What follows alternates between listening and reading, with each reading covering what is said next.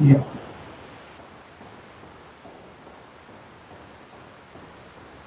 Yes, it is working out, no problem.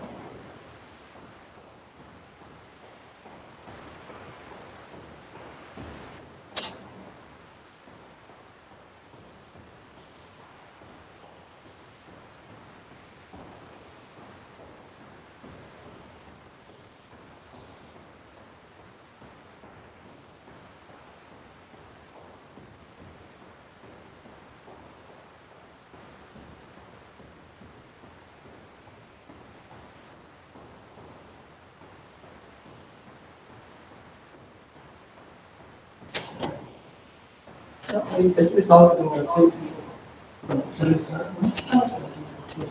Well, we will start so that it will be clear.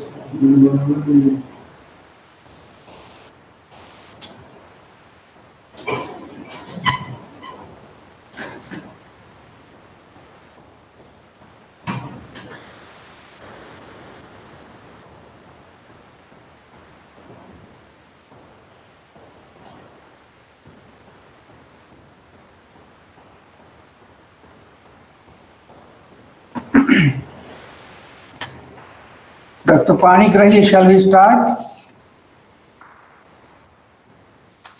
Sure, sir.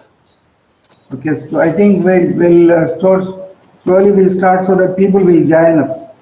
Sure, sure. So, good afternoon to all the participants. We had actually a good interactive session actually the forenoon, and the afternoon actually we have two more speakers. They are also eminent in their own areas, and they're all actually working professionals. And the first speaker we have actually the Dr. Manas Ranjan Panigrahi, and he is an LIS professional, but he worked actually in various areas. He now presently is working as a program officer, education with the Commonwealth Educational Media Center for Asia, SIMCA, New Delhi. Is working for the past since 2014 onwards.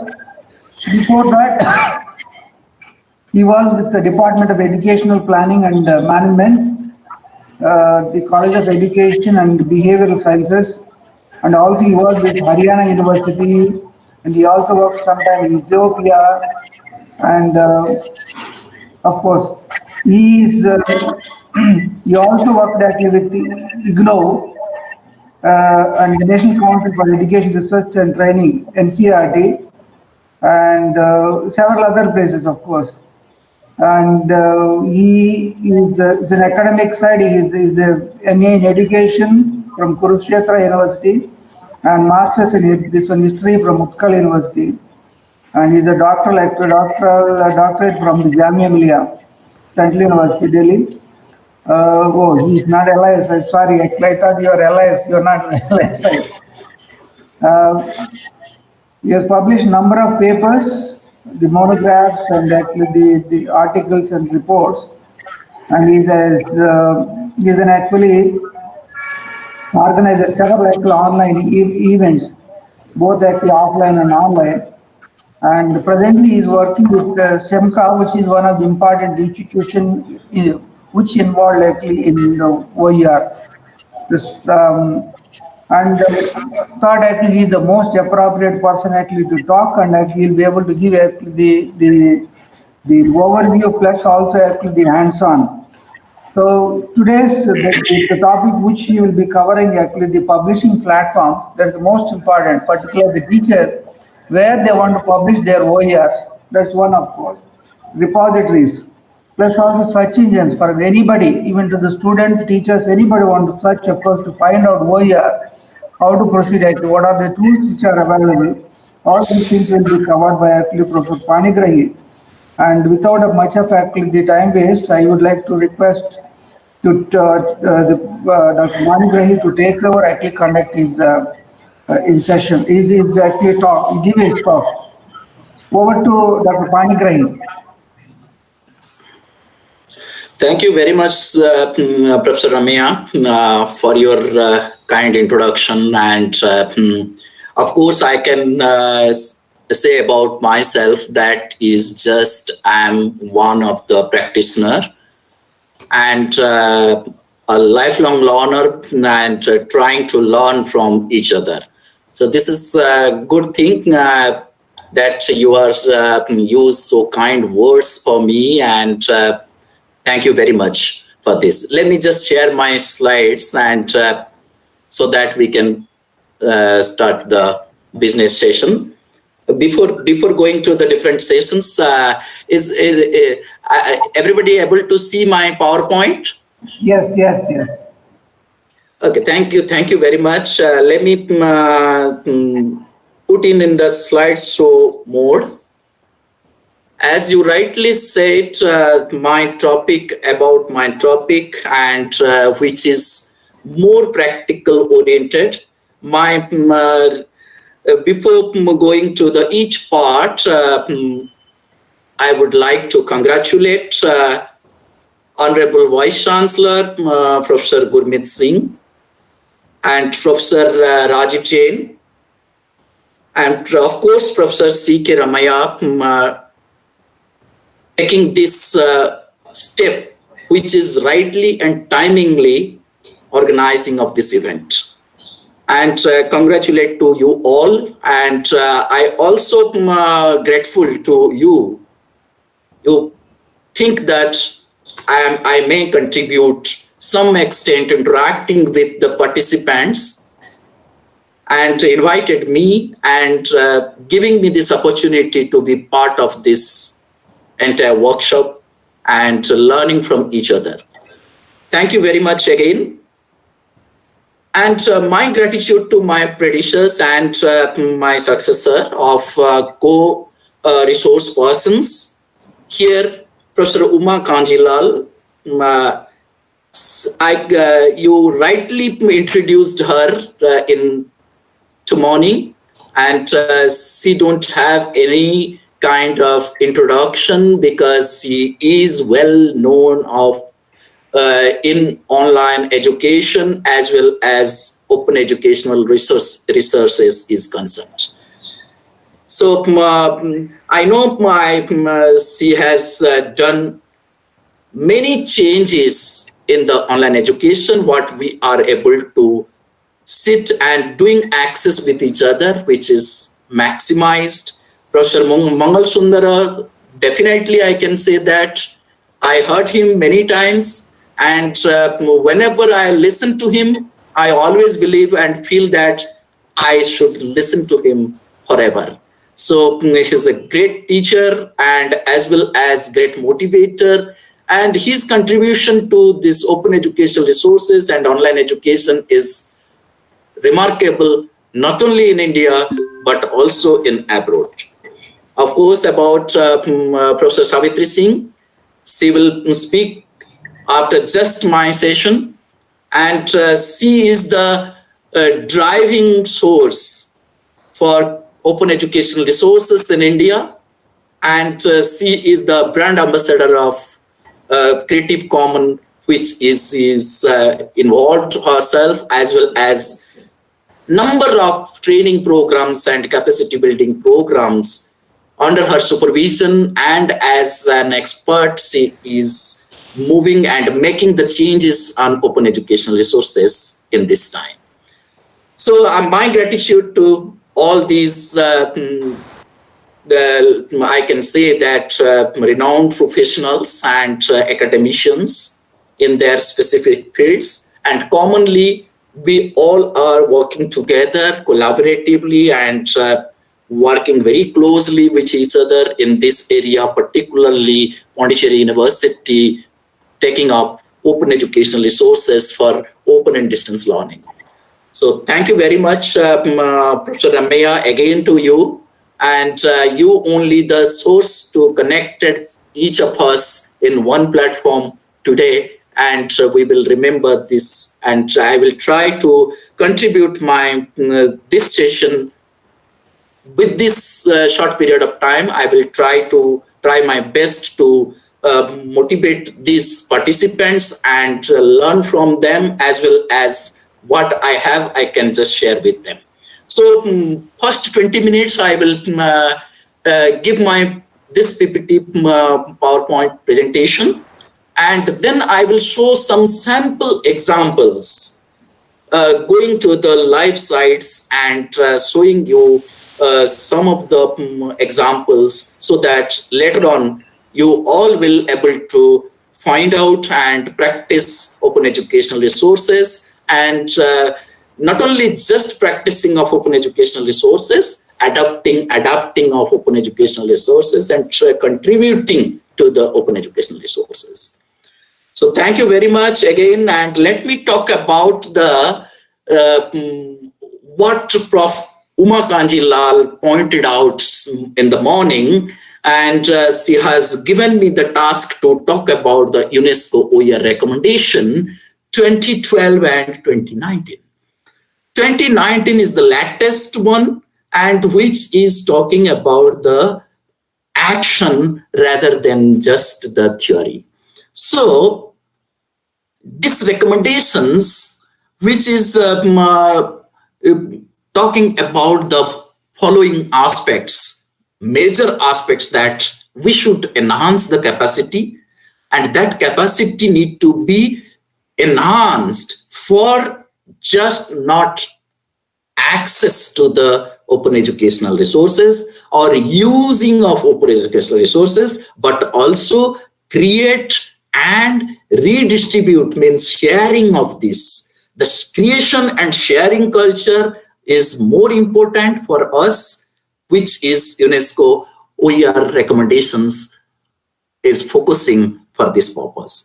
And not only just this level, the open educational practice can need to be followed by the educational policies,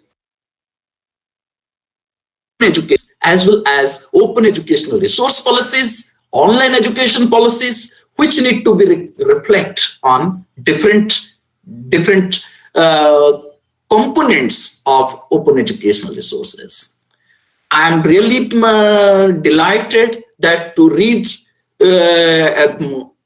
about the National Education Policy, Government of India 2020, but at the same time, the online policy 2020 as well. At the one time, online policy 2020, Government of India says that and promoting open educational resources. However, while I'm looking into the new education policy 2020, which is making me to dig into to see the open educational resources are addressed or not. And unfortunately, I am trying to extract the things, but I am unable to extract so far in National Education Policy 2020 is concerned, addressing to the open educational resources. Change inclusive and equitable quality of open educational resources. It is talking about the open educational resources are available, but while we are going to practice, is this open educational resources are inclusive in nature and leading to the certain quality or not? Commonwealth of Learning and SEMCA, which is our regional center in Delhi where I am working, in 2014, we come out with the quality toolkit, which is called a TIPS framework to identify best open educational resources, and it also guide to the developers or the creators to create better and good quality open educational resources. So these are the, you can see the things need more. It is talking about the collaborative at grassroots level to the top level, even international level, which our contents and the education resources should have reached to unreached. In this 2019 UNESCO declaration, come out with new definition of open education resources that talks about the any teaching, learning, and materials in any medium that reside in the public domain or have been released under an open license that permits their free use in some instance and repurposable, as well as you can say that need not want to approach to the authors to use of these materials with permission. If you look into this diagram, it's more about talking about that not only meant for the open and distance learning, but also it is talking about all ecosystem of education. So now the paradigm shift has been adopted. The experiencing of pandemic, and we are now in a new normal situation where open educational resources are playing a vital role for the better and quality teaching learning approaches. My friends, my colleague and my co-resource person in next session, she will talk more about different types of Creative Commons licenses. But the concern is that searching and creating open educational resources, you need to little understanding on Creative Commons licenses. Creative Commons is a NGO, American-based NGO, which come out to provide better access and better collaboration for better teaching learning purposes. So open educational resources, which is recognized by these licenses, which you can see on the basis of these four concepts. And the four concepts are attribution, share alike, non-commercial, non-derivative. So if you look into these four concepts, a composition of these four concepts, the different openness has been created here in the site, which is called Creative Commons licenses. So there are 6 kind of major licenses has been prepared, which is called as Creative Commons BY. CC stands for the Creative Commons, BY stands for the attribution, SA stands for the share alike, NC stands for non-commercial, and the composition which is made to make the open educational resources fair use and leading to its openness. So while we are talking about these open licenses leading to the open educational resources. This open educational resources coined in 2002, and concept has come out with the definition, and 2012 Open Educational Resource Congress Paris Declaration make these licenses are more vibrant and more authentic, more usability for each and every, which can be addressed as OER. And these licenses are giving you that least open to most open. So that's why I'm talking about the openness. And later on stage, the different practitioners come out in a consortium, and they have discussed and come out with the 2019 declaration, where they are talking about these are the more suitable licenses, which is relating to the open educational resources. These 2 licenses are, no doubt, it is coming under OER, but not much open. So that's why we are considering as equivalent to the restricted or little less openness, which is because of ND is concerned. Here you can just download the content, you can curate the content, and you can share this content, but in a closed group, not in a mass level. So that's why it is not at all open educational resources, is concerned. Recent development has been made. So these licenses, while you are creating your licenses, you need to understand the compatibility chart, which license is compatible with which one.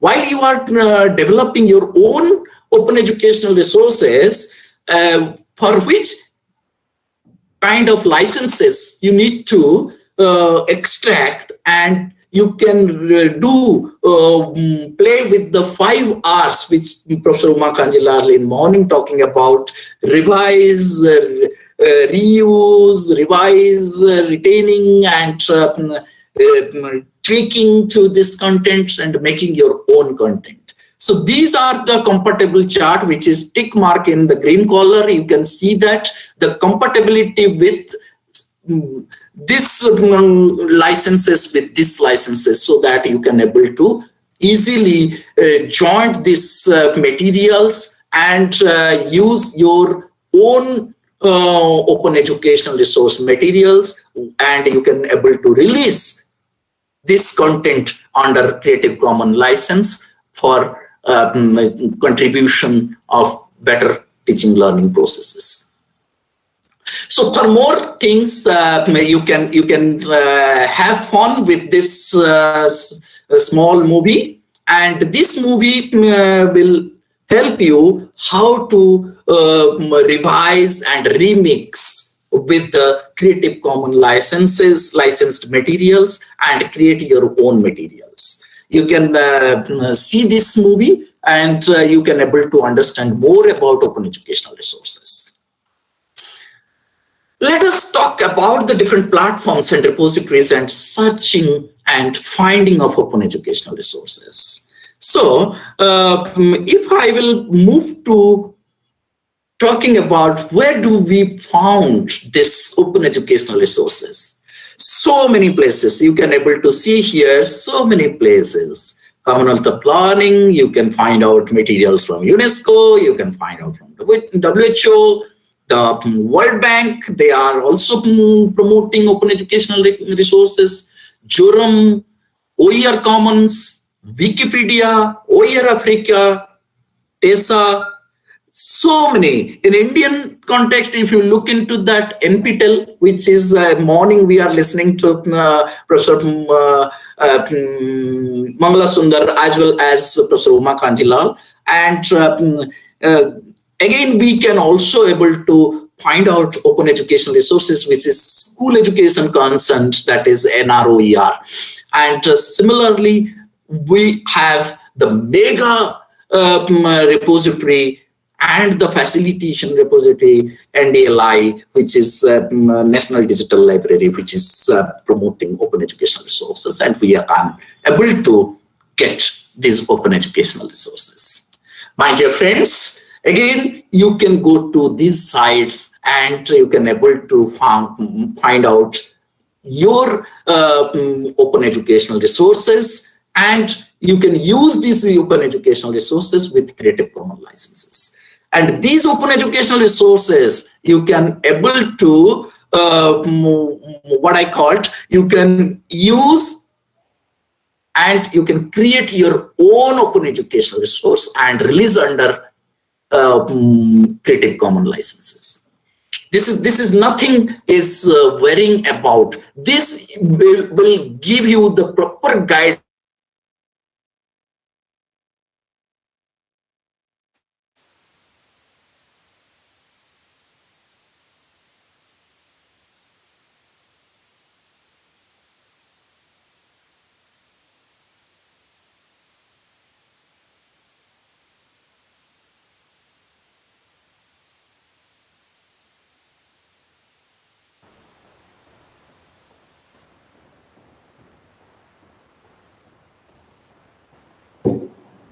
Some connection lost.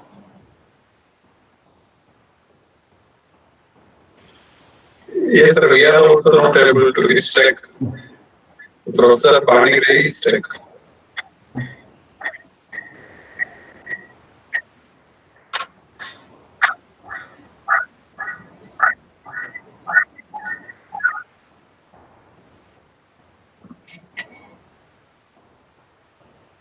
It's Pondicherry.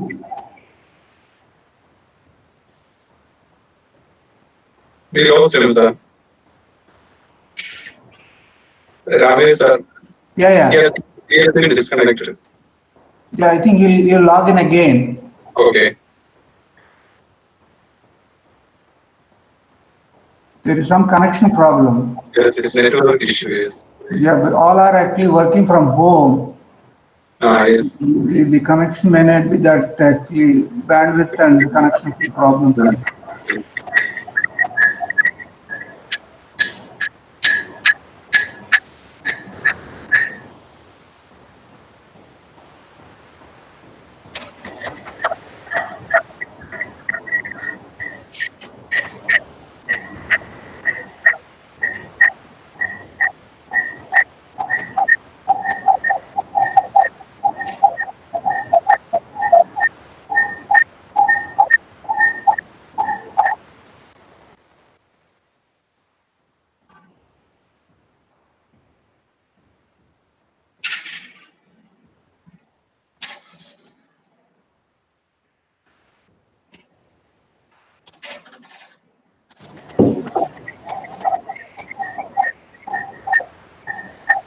I spoke to you getting in again.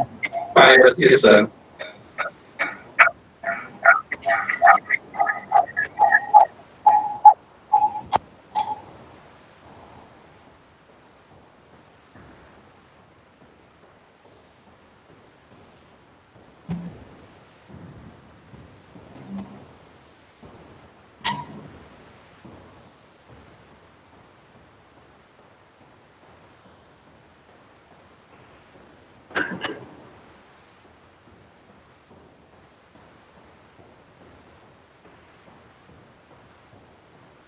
Meanwhile, all these lecture presentations we'll try to upload. Any of you would like to, then you can.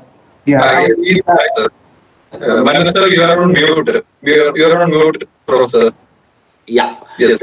Thank you very much. Sorry, I lost my connection for some time because of maybe it is I am operating from home. And let me share again. Anybody let me know that where I lost during my presentation? Yeah, you are in the first screen itself. It didn't move actually. I don't know whether you are on the first screen all the time or you move. No, I am changing my screen. No, but nothing is happening on screen. Oh no, you. No, I am now in the 13th screen. Oh, no, never mind. You just go to that particular slide and then move on. No problem. Are you able to see now? Yeah, now we can, no problem. Slide is changing right now? Yes. Again changing? Yeah, now moving on. Now slides are moving, no problem. Let me just moving to my slides. Yeah, please, no problem. This is new definition about that which I was talking earlier. Yeah. This is about the different kind of licenses. Yeah. And these are the licenses as I spoke about that.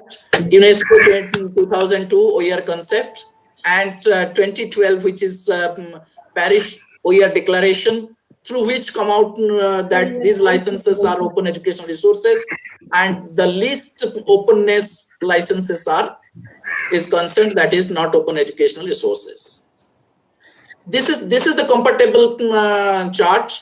Just recently I was talking about the Creative Commons licenses. While you are developing your own open educational resources using open educational resources, that moment you need to be careful that which license is compatible with which license. It is very simple that which licenses are with the green tick mark, that is helping you to you can revise and remix along with these materials if you are different kind of license materials in your hand to create your own open educational resources. So this is a movie, my friends. You can able to see. If you are unable to see my screen or any change within 2-3 minutes, you can just let me know, because I am unable to see you people. I will. Now. Okay, sir. Thank you very much. So this is a movie. I will share this slide to Professor Ramaiah so that he can share these slides to all of you, so that you can use these slides informations for your purposes. Because all these my slides are open educational resources, so you can use it, which is under Creative Commons license of BYSA, means attribution with share alike. So let me talk from here. The different platforms and repositories and search engines are available, which can give you the direction or give you the help to identify proper open educational resources and create open educational resources and place for sharing open educational resources. You can see there are huge number of open educational resource platforms. Some are called web-based platforms. Some are repositories. Some of the things are available here. Papa ne na liya tuja. Okay, I would like to request my all participants, please you mute your mic so that you can able to listen me clearly. Lata madam, could you mute your mic? Well, great. Thank you very much. So, after just this 20 minutes of presentation, I have another 5 minutes to complete my presentation. After that, I will demonstrate and show you some of the sites where you will able to find out open educational resources and where you can create open educational resources using Creative Commons license, using that particular platform, and how you can contribute to other OER repositories as well. So the very much popular OER platform where you can able to search, as well you can able to collaborate these licenses and with open educational resources. So this is called OER Commons, which is help you to create open educational resources as an author, as well as it will also help you with its dynamic search engine, which can take you to the advanced searches for open educational resources in your own subject. So we will definitely have demonstration in this platform for a few minutes. And you can also able to find out some images from this Flickr Creative Commons site, which is having with the different Creative Commons licenses and attributions. And again, for video contents, that also you can able to identify, find out using this site, which is Vimeo, and Vimeo and Creative Commons have collaboratively joined hands and providing open educational resources in video formats for better teaching learning process. So friends, are you with me? So Google Advanced Search also having the provision of identify and find out the open educational resources for your subject area and content which you can able to use for teaching learning. Similarly, the mega OER repository, that is my organization, which is called as Key Library, which is popularly known as OSIS. So this OSIS hosting all the materials which is produced by the Commonwealth of Learning and SEMCA. It means Commonwealth Educational Media Center for Asia. Along with that, other Commonwealth chairs, including our partner institutions product.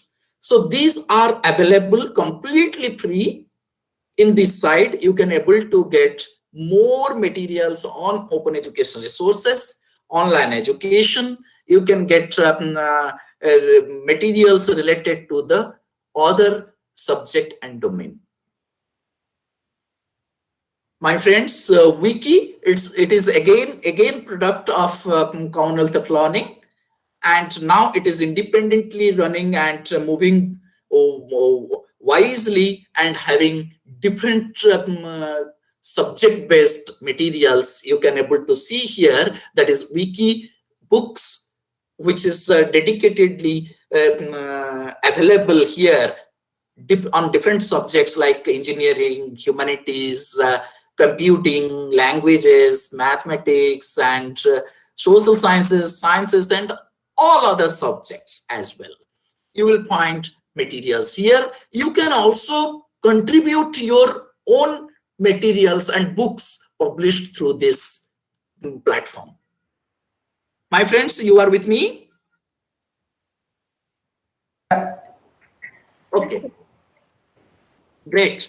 So Merlot is a multimedia platform where you can get the multimedia materials, and it can be helpful for the community of educators, learners, and researchers to develop, create multimedia tools and share through this platform. Even if you can also get some of the materials and more materials for you to use in your teaching, and as well you can make these materials curated with you.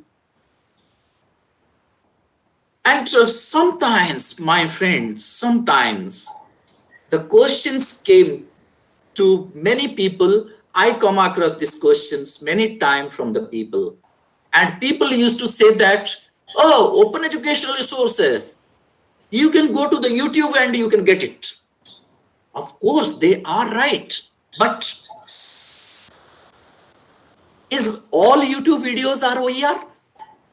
That we need to understand. How you will use YouTube channel to release your own video content as OER. That also we will see in my demonstration very quickly, and you can understand that all YouTube videos are not open educational resources. They are open access materials, but not open educational resources.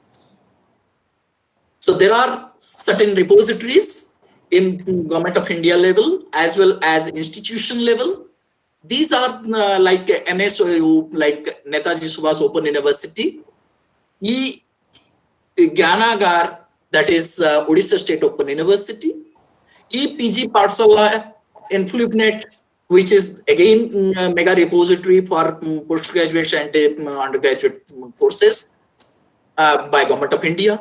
Ebook BOU, like Bangladesh Open University, come out with this repository, and NROER, Government of India for school education, Sakshat, and Oasis is mega repository of Commonwealth of Learning. So these are the few repositories I am just jot down here, but there are many open educational resource repositories where you can find out OERs for your subjects.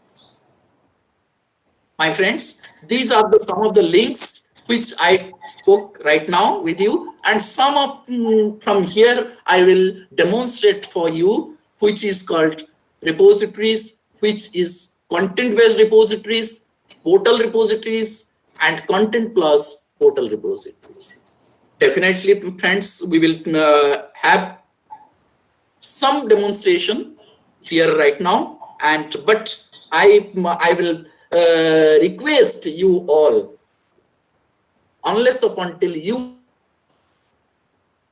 involve your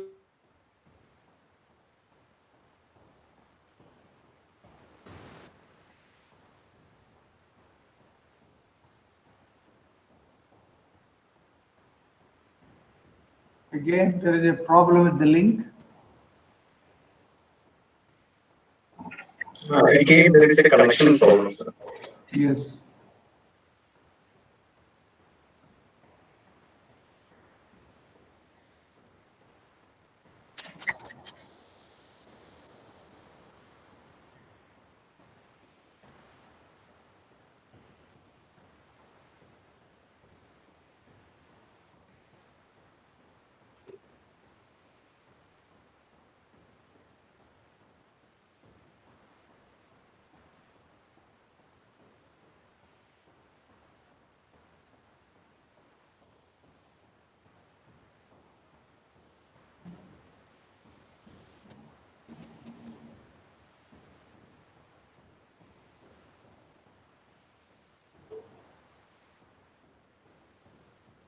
Yeah, again, we lost link. You can read there. Okay. Yes, I think we will rejoin now, sir.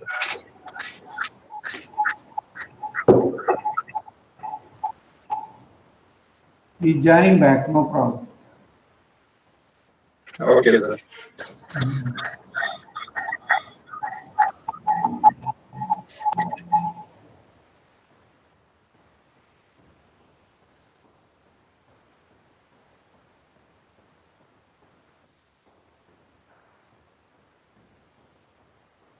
These are all infrastructural problems. So when you have uniform, homogeneous infrastructure, no issue. Yes, sir. Mm.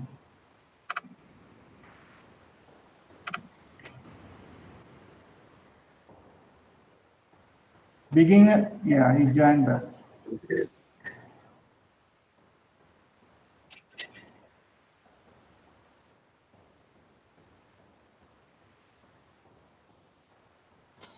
Sir, you are on mute, sir. Professor Pondicherry. That is coming out. Yeah. Now it is okay. Yeah, it is fine. You're able to see your slides.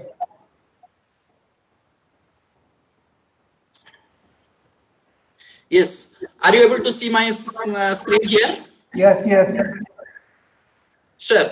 Okay. I think everybody able to know about this online course on open educational resources so far. Okay, fine. Okay. So my request to all the participants, please do this course. This will take your only 2 hours of time through. And after successful completion of this course, you will get your certificate from Commonwealth of Learning instantly completion of your course. So, my friends, have this course with you and try to understand about the open educational resources in an Oxlate from your busy schedule. So thank you very much. This is all about, and should I move to some demonstration part? Yes, yes, go on, no problem. Okay.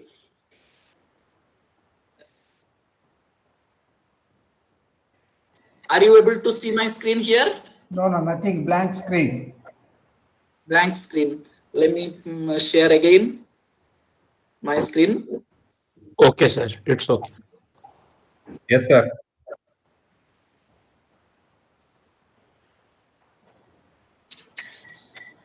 Just 1 minute of time may be required.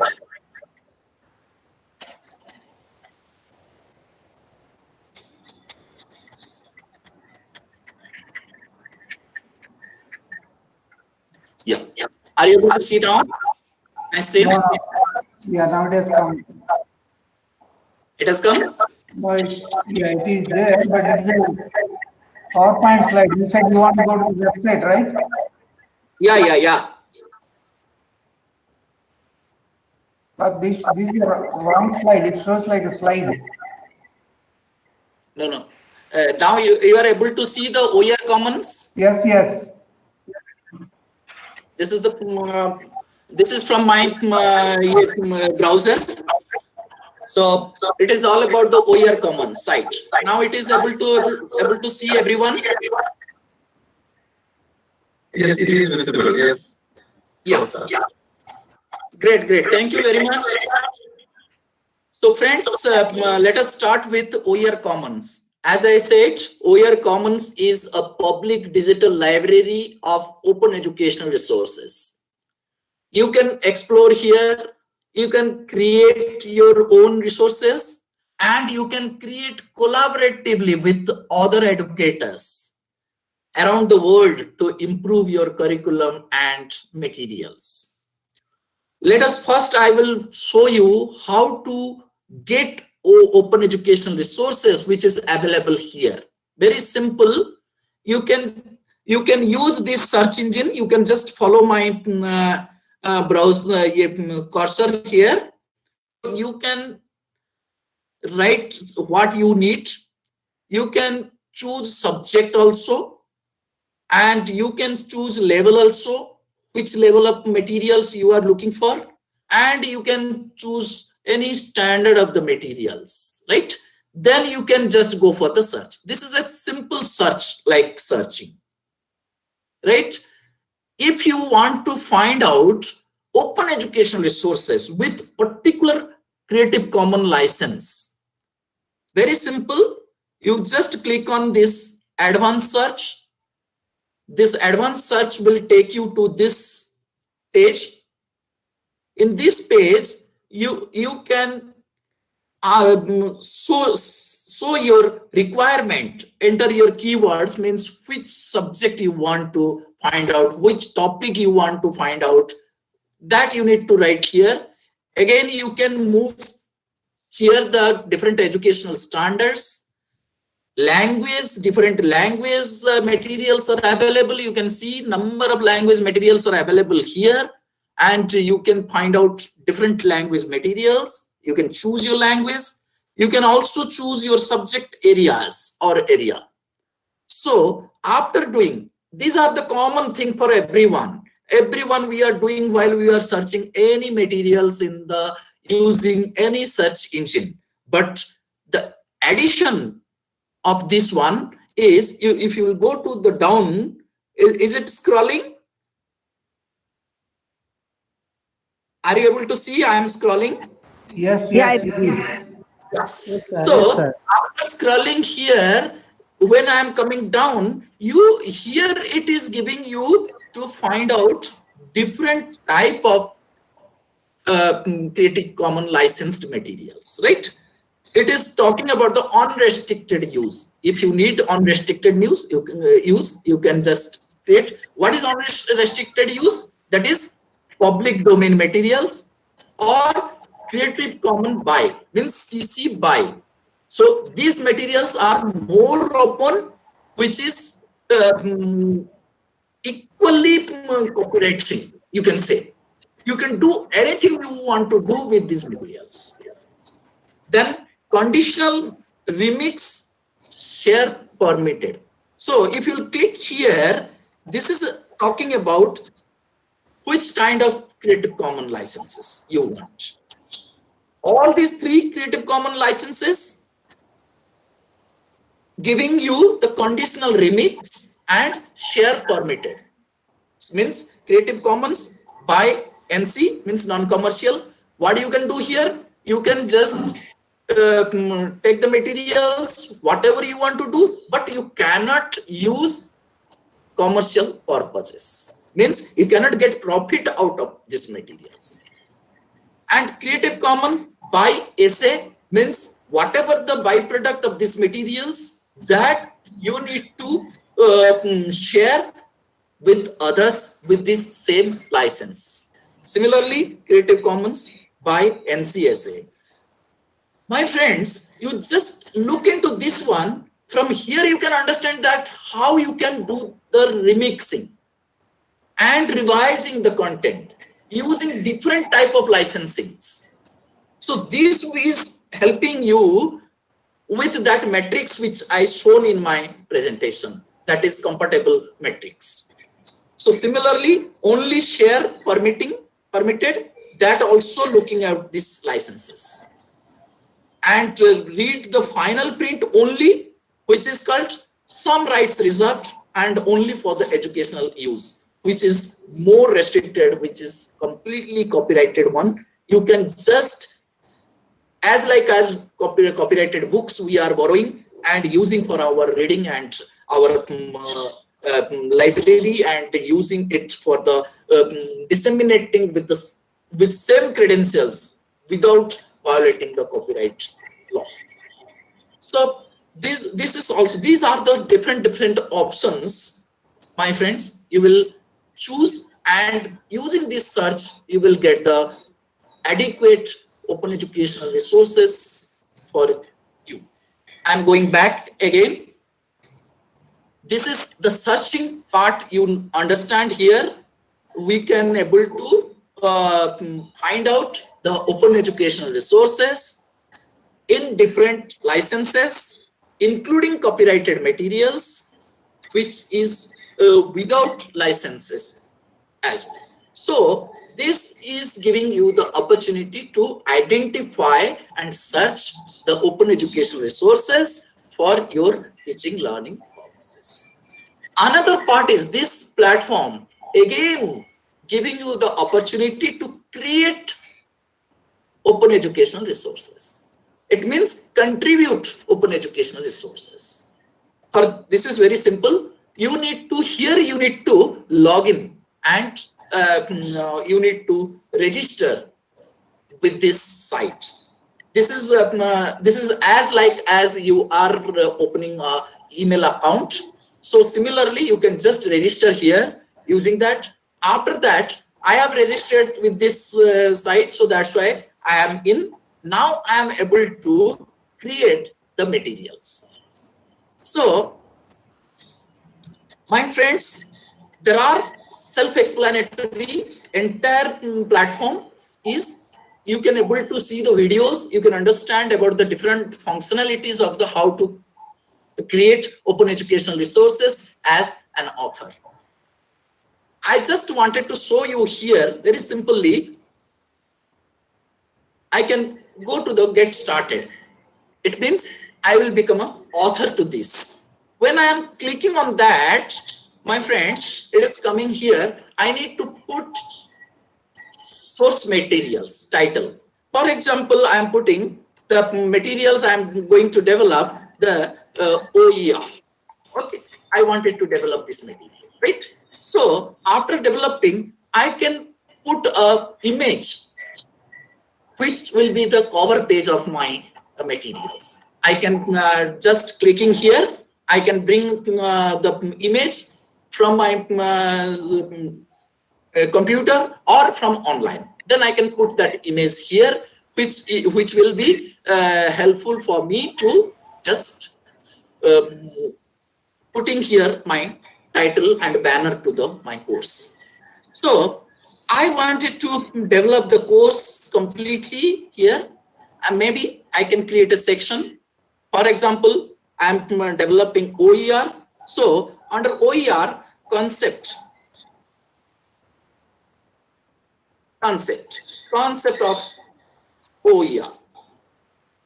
This is one I have just clicked and create that section name. Similarly, here descriptions will come. I can write anything about the OER. Descriptions I have written. After writing of these descriptions, if I want to give any other information attaching to these resources, I can just click here and attach the resources here for the better learning. So in this way, what I'm doing, insert to new section.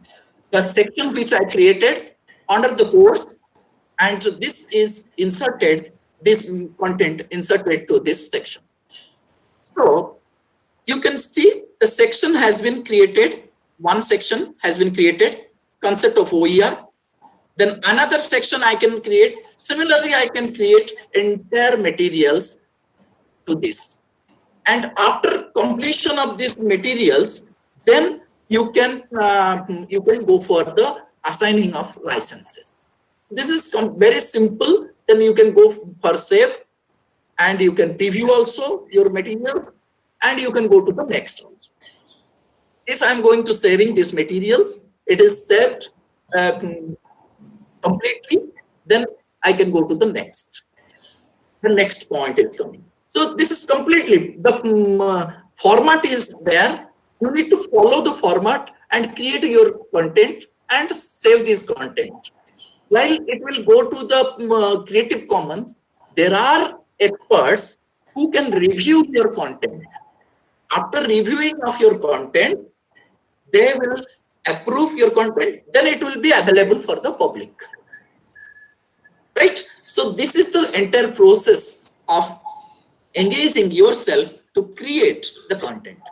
Similarly, the collaboratively also you can create the content. You can give the right to your other authors so that you can able to using this one, view manage authors. In this place, I am only one author right now. You can add another author here. So collaboratively, one section I am expertise, another section maybe Professor Ramaiah is expertise. So he will complete his section, I will complete my section. End of the day, entire book is ready and entire content is ready for the people, which can be reviewed by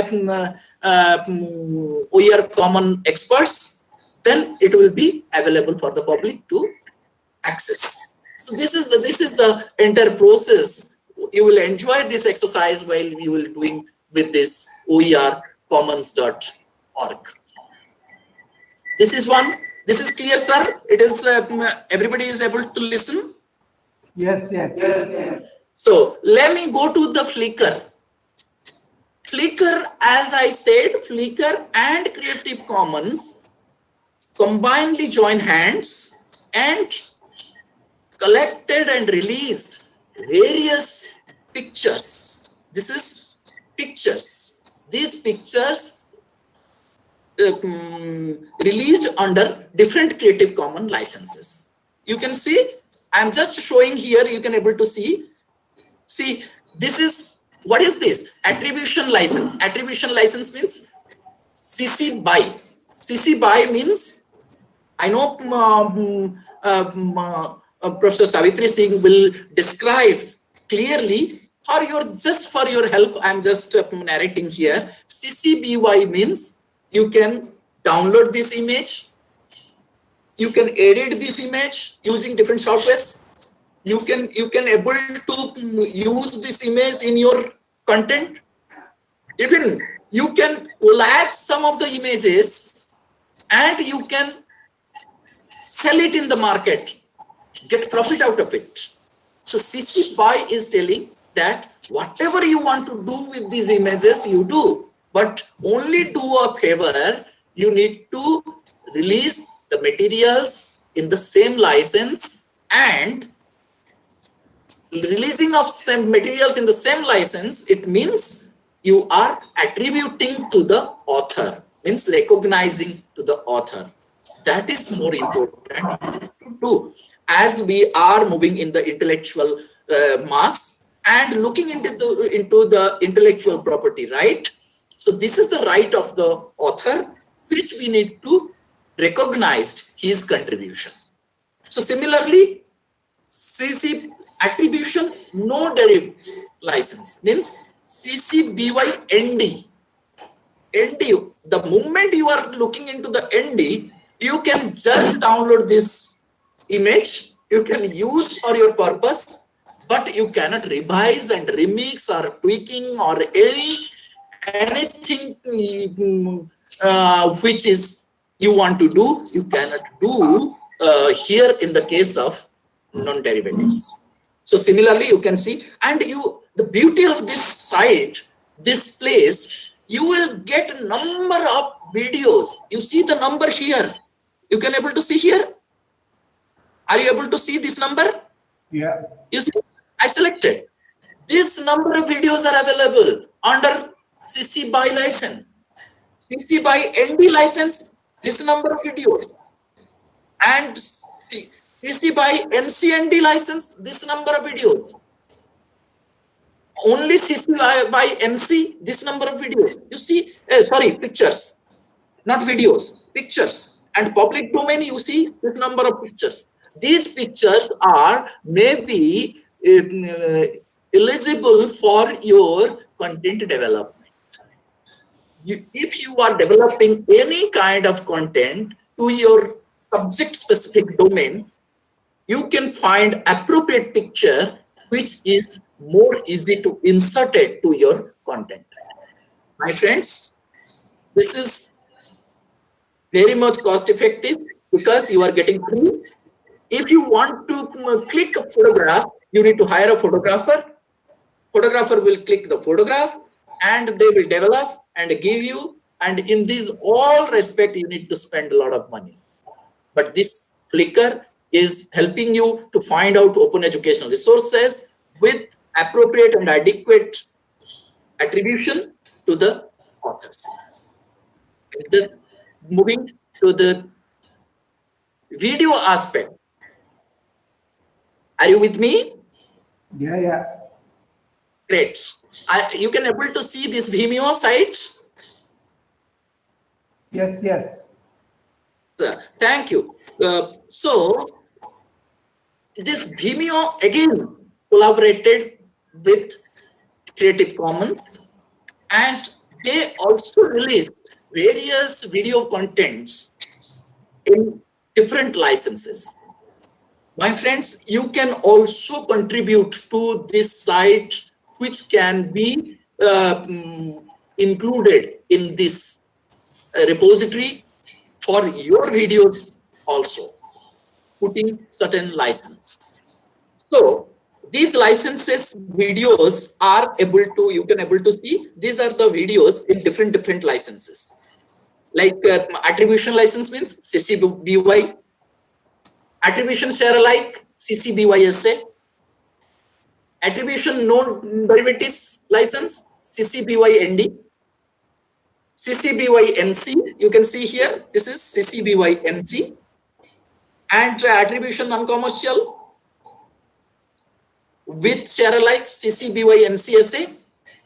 So these are the different license video materials which is available in different subjects and categories. You can find out also here different categories and different channels where these videos are available. Just for our understanding, let me just click on one video to show you the how do you know this is. It is saying that attribution license. We should not believe on this. We need to check it whether it is under CC BY license or not. After this, to believe this one, let me click on this and let me see how this video, how I would know this video is CC BY licensed. Let me click any one of the video here. Are you able to see this video? Just browsing.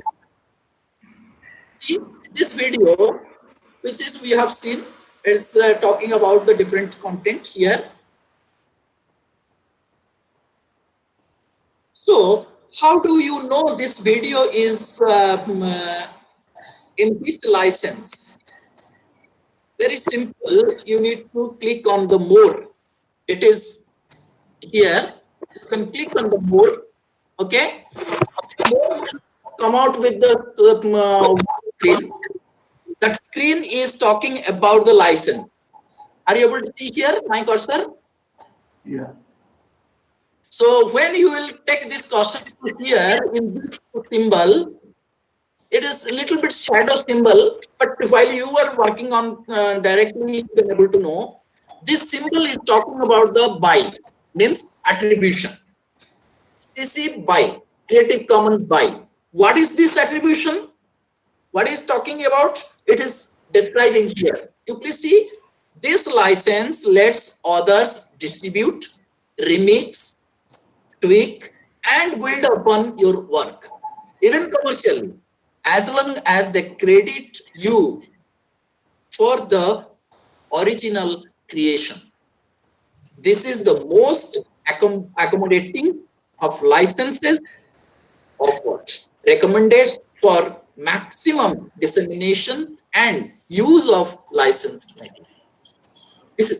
This way you can able to understand that this is the open education resources with Creative Commons license, that is CC-BY. Similarly, others also you can explore. Is it clear? Yes. Should I move to the Google search? Advanced Google search. Google search everybody used to do, but advanced Google search is giving you the opportunity to find out exact content and also helping you to find out the open educational resources. Can we have a experience? I'm just showing you. Other parts I'm not filling up, but simply just I'm showing you here that OER. I want materials on OER. Or more specific, if I want to do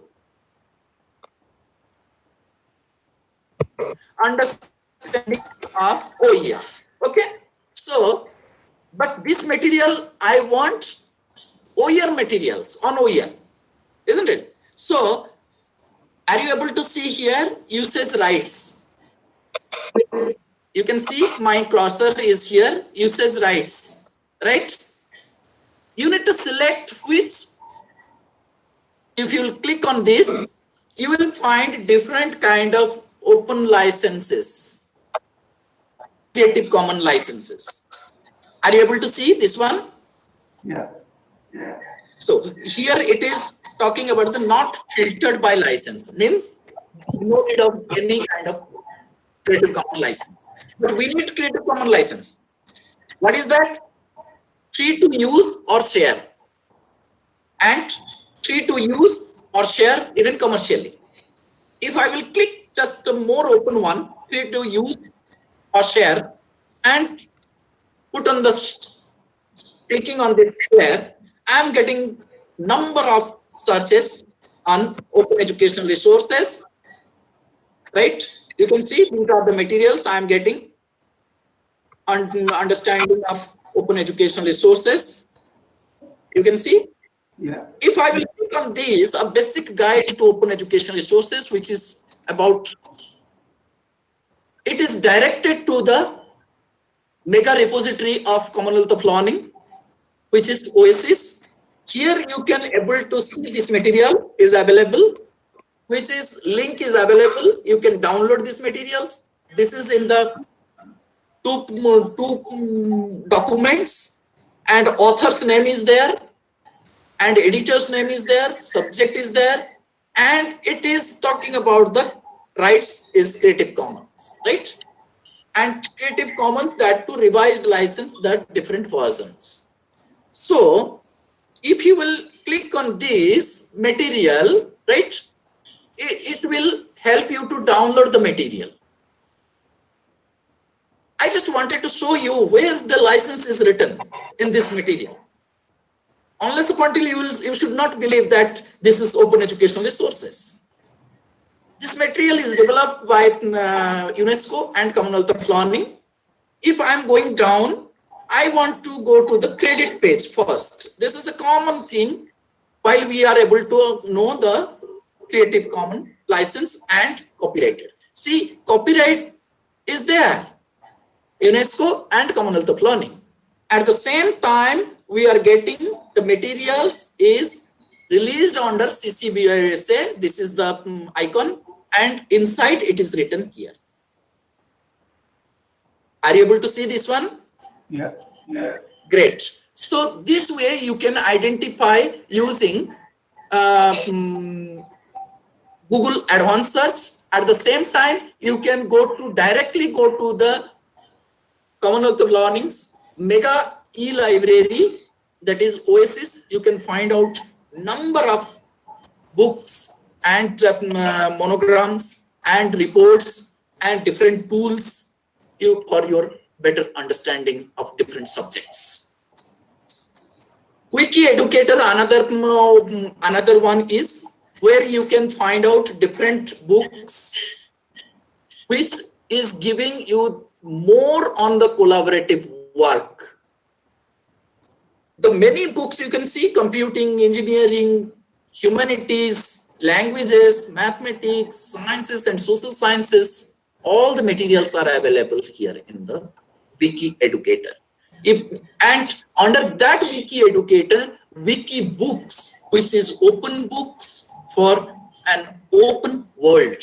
Anybody can join. You need to create an account here, and you can able to contribute and create your book, which can be published, which can be available for everyone. Anybody can get access into this. And enter platform or enter network, you can see here, network, Wikiversity, Wikipedia, Wiktionary, all these wikis is under open educational resources. It is promoting open educational resources and open licenses, which is called as CC BY. Due to time constraint, I am not doing much. I will take only another 5 minutes to show you very simple one, which question I raised about the YouTube. All YouTube, how you can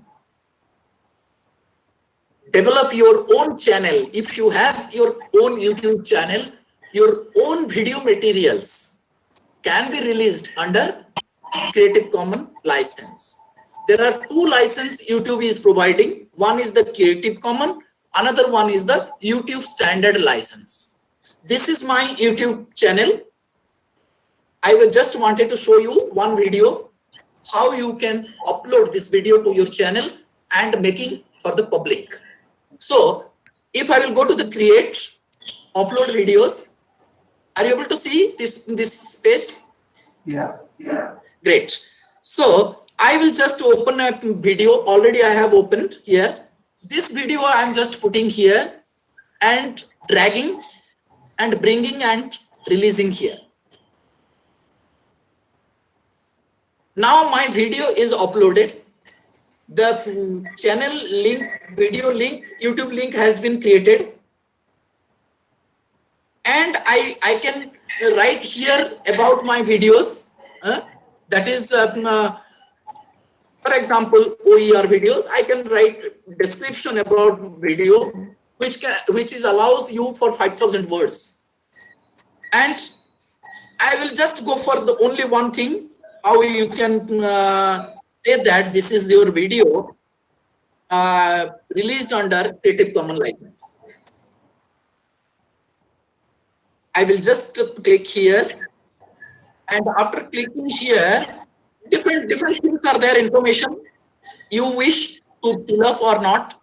But thing is that license and distribution. This is the more important aspect for your sharing of your videos ads. If you are not using any license, it will go by default as standard YouTube license. It allows embedding, publish to subscriptions, feed and notify subscriptions. It means you can't do anything, only download the video and you can able to see this video on YouTube itself. That is the YouTube standard license, which is equivalent to the copyright. But I want to release this video. You can see this video under Creative Commons license. So when I will click here, Creative Commons attribution. So it is CC BY. Only one license allows YouTube, that is called CC BY, Creative Commons attribution. I select this one and I'm going to next. And next, I'm just publishing this one for public. Okay, public can able to see this video. It will take a few seconds to upload a video. After uploading of this video, I will back and I will show you how do you know this been uploaded. Before I have similar way, I have already uploaded video. Let me show you this video and you can check the license. How you will check this license is. So I have taken this link, copied, and in another place I am just using this Chrome browser to opening of this video in YouTube. After clicking this video will open. Are you able to see this screen? Yeah. Yes. Are you able to see this video? Yes, sir. Yes, sir. You can see this video. This video will run right now, but our main motto is here. This video I wanted to show you where we will see that it is released under Creative Commons license.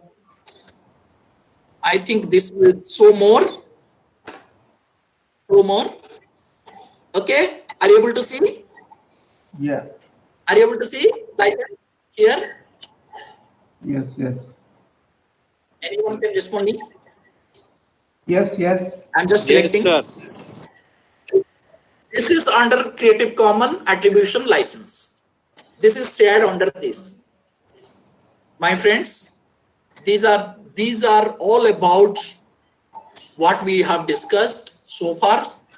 I request you all, please browse and do practice, then you can able to understand different licensing and understand about open educational resources, about the platforms where you can publish your materials, as well as how you can have use of these materials effectively. I just allow me to just show you one, which is journal of learning for development. This is our Commonwealth Planning Journal.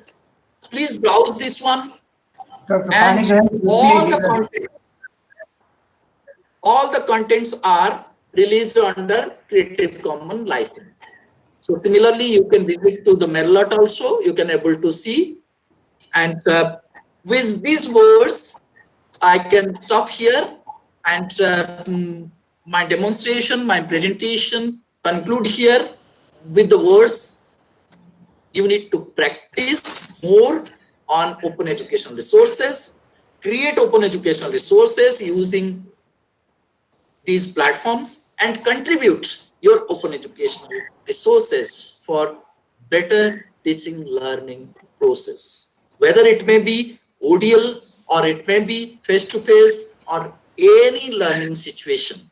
Thank you very much. Okay.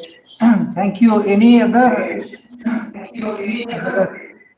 The time is actually less. One or two questions, if anybody is having, please.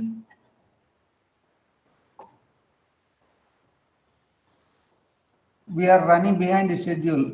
So 2, 3 maximum questions, please, if anybody is having. Hello, sir. Yeah, yes, please. Hello, this is Dinesh Mangala from Ramaiah University. My question to Panigrahi sir is, actually, I explored that course for understanding open educational resource in Commonwealth of Learning. I enrolled there, but now it's showing that this course is unavailable for now. Yes, you may explain about it, or may say some links about the course. Yeah, you just put on the Google, that is create understanding of open educational resources. Definitely you will get it. Is open, it is still open. Recently this course has been earned silver medal, and this is very much popular. You try. If you are unable to do, then definitely I will help you.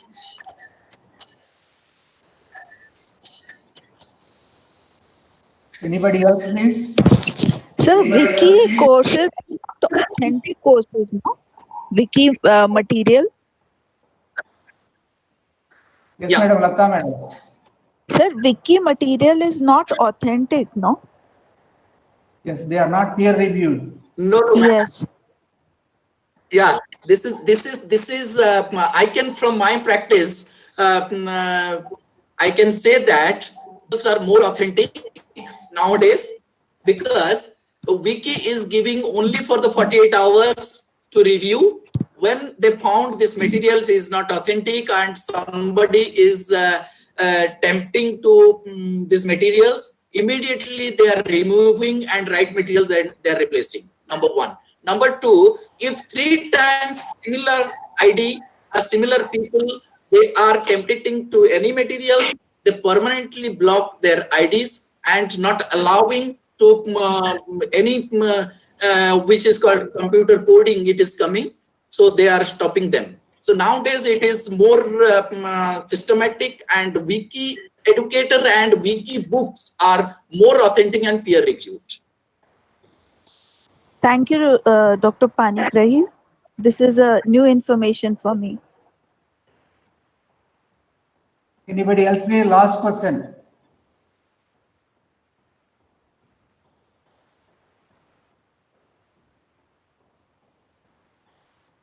So if nobody is there, actually, I would like to thank actually Dr. Panigrahi giving an impressive the presentation and actually demonstrating all the sites.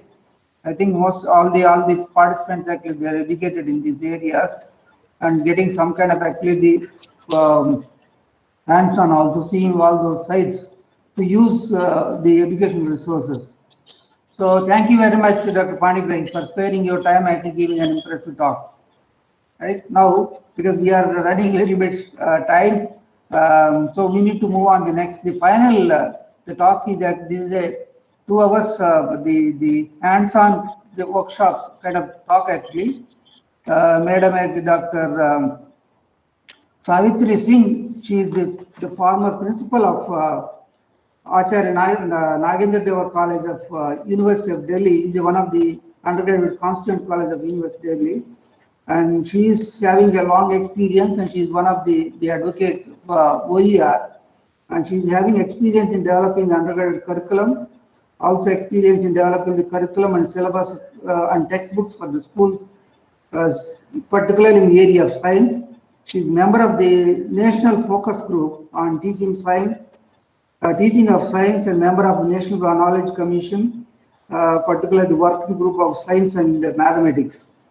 So, without much time loss, actually, I would like to request Dr. Savitri Singh Madam to take over and actually conduct the next 2 hour session. Of course, it is up to you how much time you would like to take. And I'm giving because I'm sorry, actually, we missed took up 20 minutes of your time. So this up to you. You can carry on, and it is in your hand. Over to Dr. Savitri Singh.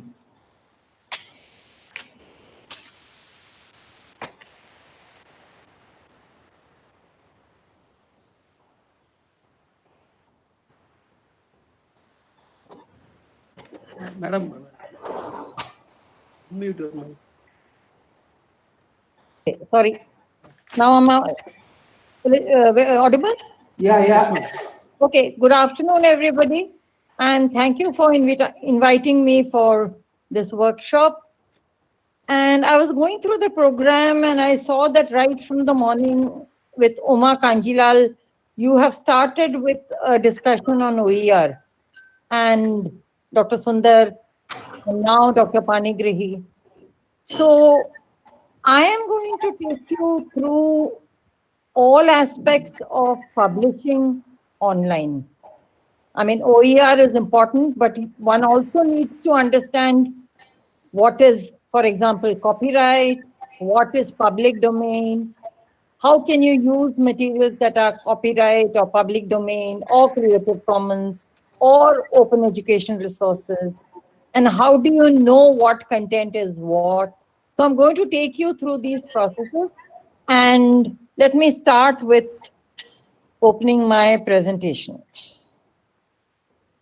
Oh, no, where is it? Okay. Present now. Yes, ma'am. I do a window or a screen? Entire screen, madam. Okay. Did you open the same thing? Yes, ma'am, it's coming. Yeah. Has it come? Yes, madam. Okay. So we'll be dealing with open licensing, Creative Commons licenses, and open education resources. And I am doing this from the space because I am the country lead for Creative Commons in India. I mean, so Creative Commons has got many members who are called global members, CCGN, Creative Commons Global Network members. And among the members, one person is elected as country lead. I am that lead. And I have been a lead for Creative Commons since 2013. Sorry. Now the question is, why are we considering licensing at all? I mean, how is it that suddenly all of us are looking at licenses? For understanding that, we need to look at some questions. Number one, Do you use content from the web, particularly now during COVID? Do all of us use content from the web? Yes, we do. Do you understand licensing of the content on the web? Do you know if you open a page on the web, any page, do you know what license that is on? Maybe not. Do you think you should know and understand this? Question to you. Would you like to search and find free content for use in teaching and learning? I saw that Dr. Panigrahi has showed you some searching. He has shown you through Google. He's shown you through his Commonwealth of Learning site how to search for content. But the Commonwealth of Learning has only content on open education. It doesn't have content so much on different subjects. Would you feel better if you knew you were not plagiarizing while using content from the web? There was something on, somebody did talk on plagiarizing today. So would you feel safer if you were not plagiarizing and you knew you were not plagiarizing? And last question, would you like others to use your content and benefit from your work? So these questions, if you ask, then obviously you need to understand content licensing.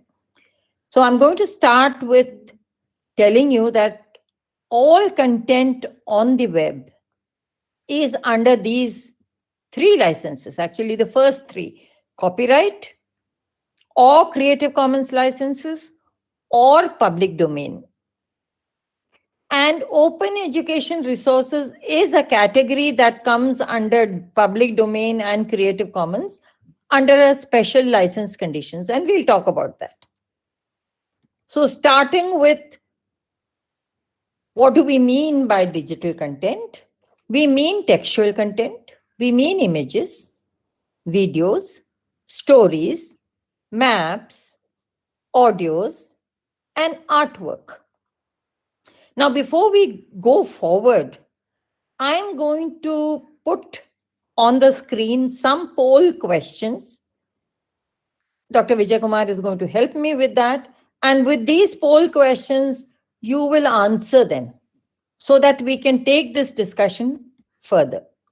So this is a small survey, multiple choice questions. There may be more than one answer in some questions. Please answer to the best of your understanding, and you are not being evaluated. So you don't have to be scared about giving the answer. So can I have the first question, please? Dr. Vijay Kumar? I'll answer it. Shibu? Yeah. Shibu? Yeah, dear participants, your polls are on the right hand side. There will be a button. If you can click, and unfortunately, this poll option is not available on mobile version. Whoever using the desktop version, can you see the poll on the right hand side? Can you see the poll? It's the question is, have you uploaded any content on the web? Yes or no? You have to select an option of your choice. There is a button on the top. It shows activities. When you click on that, there are 3 options: breakout rooms, polls, and Q&A. You have to click on polls. Then there is a question. Would somebody respond on this? Please tell us whether Sir, your sound is echoing, sir. Not clear. Would you come again? Yes, sir, echoing. Your sound is echoing, sir. Okay. Vijay, did you get any response so far?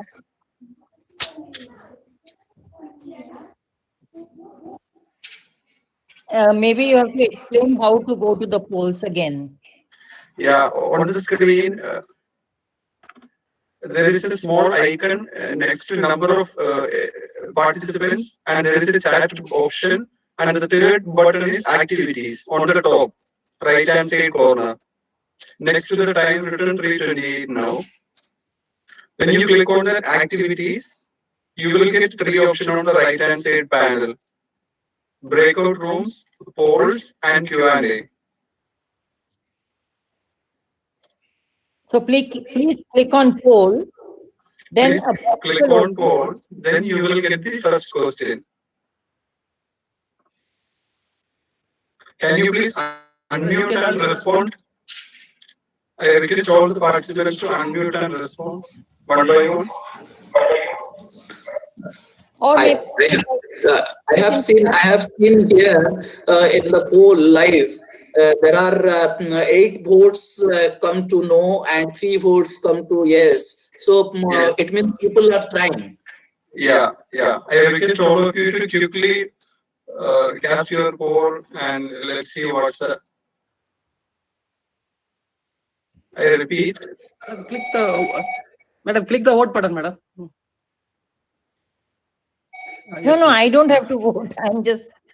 Yeah. No. You know the result, madam. You know the result, madam. Result purpose, you can just vote. Okay. So only about 14 people have voted. Please, all of you vote. There are 70 people in the group today. Now 70, no? 70, yes. So please, this is only 15 people. All of you vote.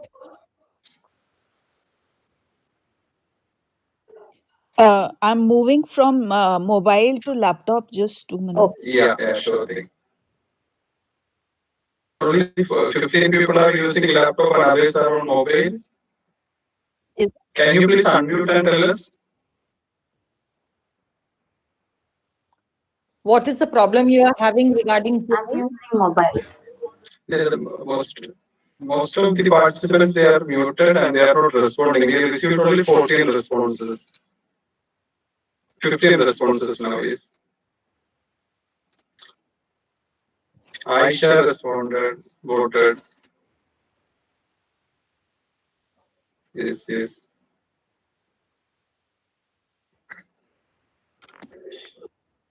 Shibu, somebody put chat. Yeah, not in the chat box. You have to go to the polls on the desktop version of this. I saw it. Yes. Yeah. But the vote only. That's a problem.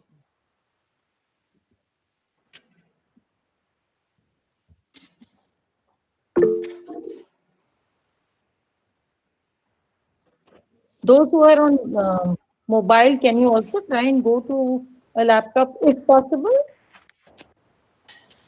Vijay Kumar, move on the question. Only one question is remain there. Yes, sir. Madam, put only one. Vijay Kumar, madam, can we go ahead with the second question? No, please give me the answer to this. So in this, you can see that Okay. many of you have never uploaded content.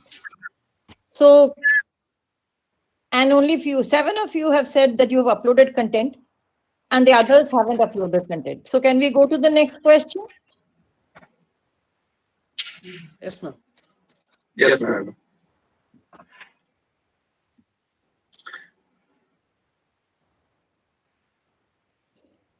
Now, this question is, when you have uploaded content, under what license have you uploaded content?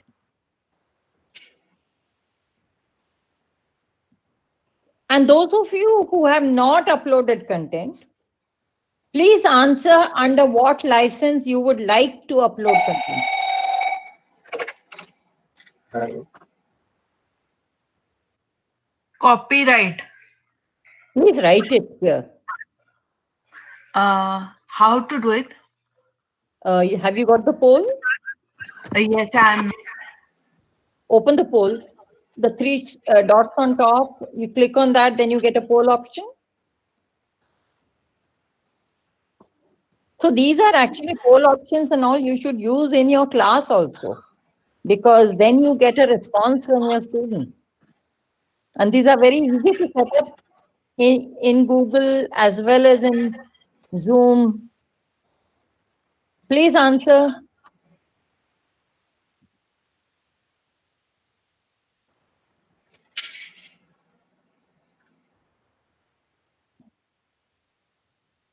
I would like more of you to answer, please. So this discussion can go forward only if I know and you people know what you are doing. And I do not mind if you say do not know, because very often we do not know, because nobody has taught us anything about copyright or Creative Commons or OER. So it doesn't matter if you do not know. So 10, 16 people have answered. Shall I stop it? Dr. Vijay Kumar, I think not many people Yes, ma'am. have laptops. Okay. So you can No, stop. it will work on laptop and desktop, but it will not work on mobile, unfortunately. Acha, is it? Yeah. Anyway, so here you can see that many people have put content without any license. And that is something you should not be doing. You should always put content on the web with a license. You can choose copyright, you can do Creative Commons, or you can maybe even use public domain. Anyway, next question.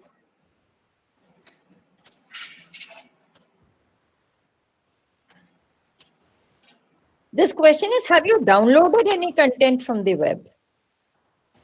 And this is something I think everybody has done. Have you ever downloaded content from the web?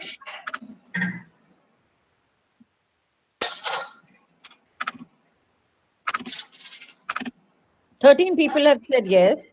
15. Are we not going to touch 50 also? 15.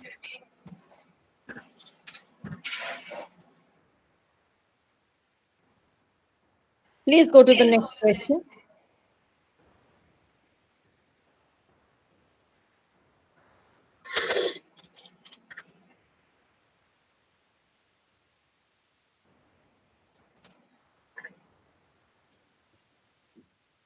This question is, what was the license on the content you downloaded? I mean, you have all downloaded content from the web. Have you ever checked the license?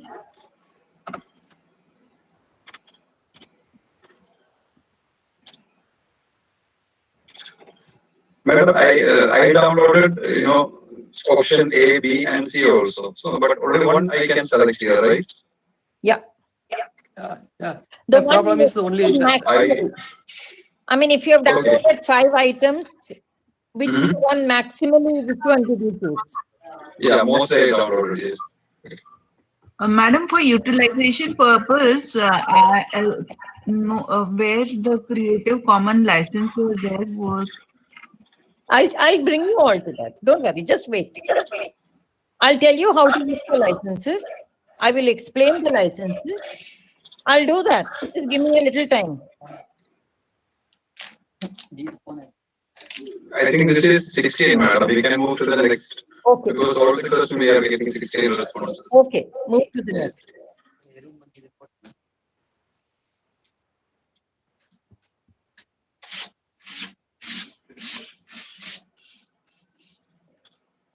Now, when you put up content on the web, who owns the license?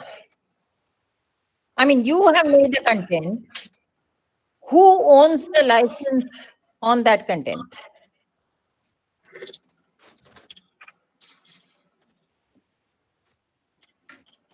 You have made some content. You are putting it up on the web. Who owns the license on the content?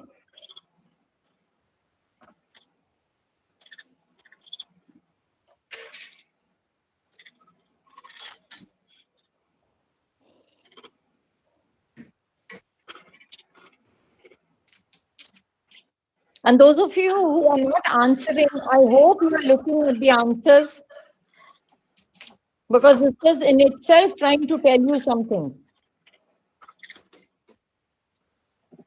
And those who say that the publisher or the site has the license, have they paid you money?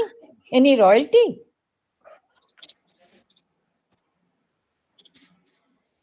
And those who say the institution has license, is there a policy in the institution that any content made by a teacher belongs to the institution? Do you have such policies in your institution? Because typically, if you have made the content, the license should be with you. Your institution, it can be, if there is a policy in the institution that teachers who are being paid by the institution, content made by them is belonging to the institution. If the publisher or the site has the license, has the copyright on that content, then he should have paid you. Because you have made the content and you have put it on a site. And that person is making money out of that site. So he should have paid you. And I do not know, this can happen to people like us who do not understand licenses and we just upload things without knowing. But I hope by the end of today, you will know what you are doing and you will understand the licenses. Can we go to the next question? How does one get copyright on a content? How does one get copyright on content?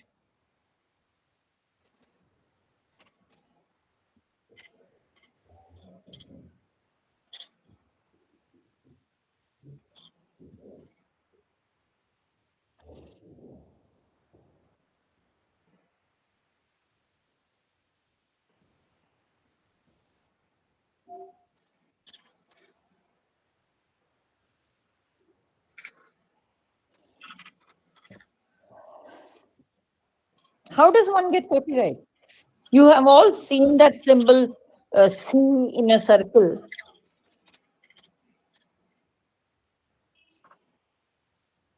Ten, 14, 18 votes, 19 votes. So here you can see those who have written C, it is automatic, so I do not need to do anything. They are right. Copyright is automatic. The moment you write something, the moment you publish something, the moment you take a photograph, the moment you paint, from that moment, you have the copyright. So it is automatic and actually you don't need to do anything. Those who have written by paying a fee at the Copyright Registration Office. Just take this scenario. I am a photographer. Okay? I take photographs every day. I like bird watching, so I take bird photographs. So do you think I should be running to the Copyright Registration Office every day? Today I take a photograph, so I run to the registration office. Tomorrow I take another photograph, I run to the registration office. And so many of you must be authors of books or authors even online. Have any of you run to the registration office? So there is no need to go and register copyrights. Okay? Copyright is automatic. It will be nice by writing the copyright symbol on the content. It will be nice. You can just put a symbol and that is enough. Otherwise, it is automatic. You don't need to do anything. A symbol will just inform others that it is copyright. Is that clear? Yes or no? Can I get some response? I don't know. I don't get any response. In case of copyright, even for a symbol, say a company name, it has to be given. Like even journal article, we sign the document saying copyright transfer and things. Yeah, that is all right. That is because you are giving the copyright to somebody. But if you write an article, your copyright is automatic. Because you are transferring your copyright to NCRT or the journal or somebody else. That is why you sign. If you didn't have the copyright, how can you give it to anybody else? So, madam, if I put a C mark saying this is my generating, like this is my creation, and if somebody cuts paste from there, can I sue them? Yes. You don't even have to put a C. See, the moment I take a photograph, my photograph is on my SD card. So from that moment, I have copyright.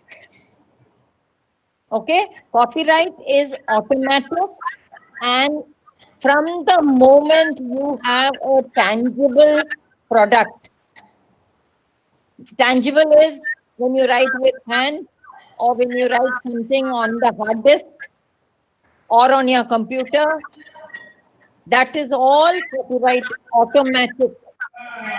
Thank you. Okay. Next question. Madam, I am Prasad here. Yeah. How do we resolve disputes in case of such copyright issues? You have to go to court. You have to go to court. Then how do we establish? Somebody says it is my work, somebody else says it is my work. Who has prepared it first? See, there is always, see, if it's your work, it will be on your computer. There are dates. Any file has a date. And you can always... The file is saved with the date. Yeah. File is embedded. There is metadata on any file. Yeah, date is always embedded in files. So that would be a sufficient evidence or proof to fight it in the court of law. Yes. That is sufficient evidence. Okay, thank you. Next question. Next question, can you just post it? For how long is copyright valid in India?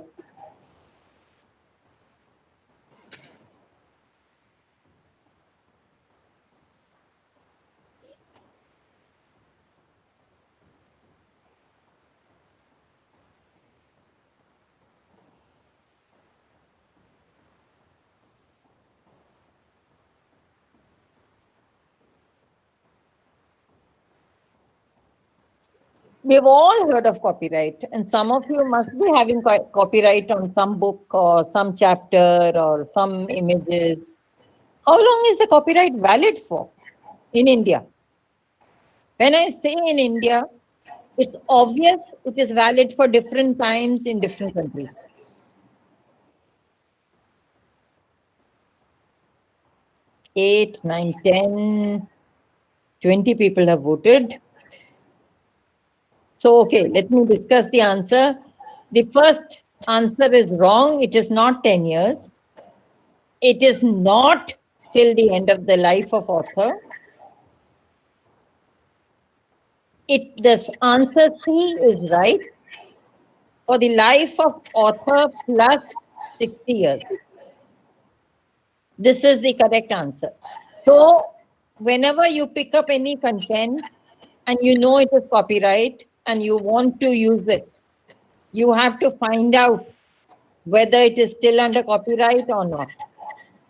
Answer D is wrong. It is not forever. And those who do not know, now you know. So, copyright is valid for a period of 60 years after the death of any author. Okay, now I want you to do something.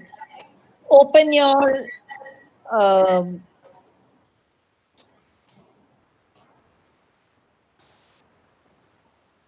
browser and check the licenses on them. For example, you start with open your own page, open your own university, college, institute page and check the license on that page.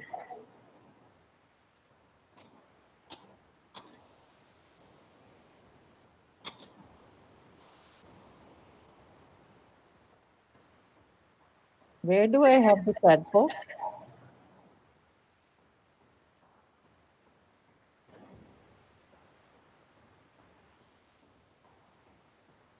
Green color icon, center. Can't find my chat. Next to the poll icon, madam. Okay, yeah. Yeah. So open your open your own college, university, institute website and tell me what is the license on that. Can you all do that? Open your university website, open the college website, open your institute website. And the license is always found at the bottom of a page usually. Please answer in the chat box.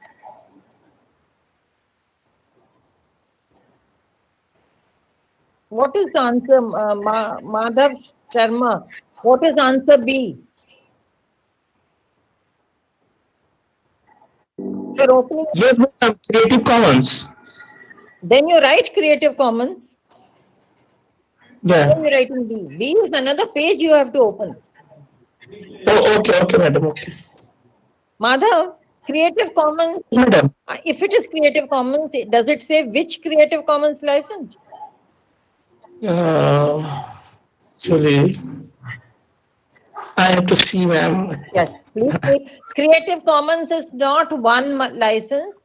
Creative Commons are 6 licenses. Oh, okay. So you have to tell if it is Creative Commons, which I doubt, because only college and university websites are never Creative Commons. Oh. It is usually what?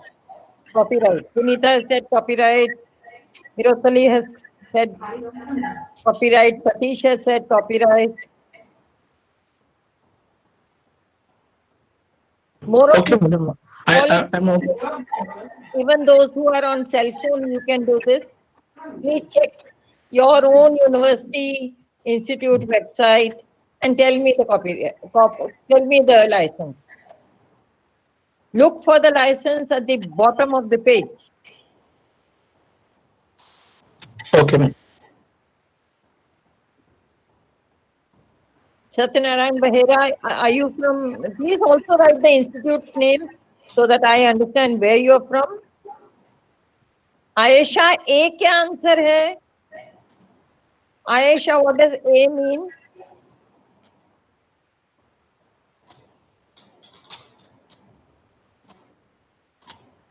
Punita, where do you have, which institute are you from?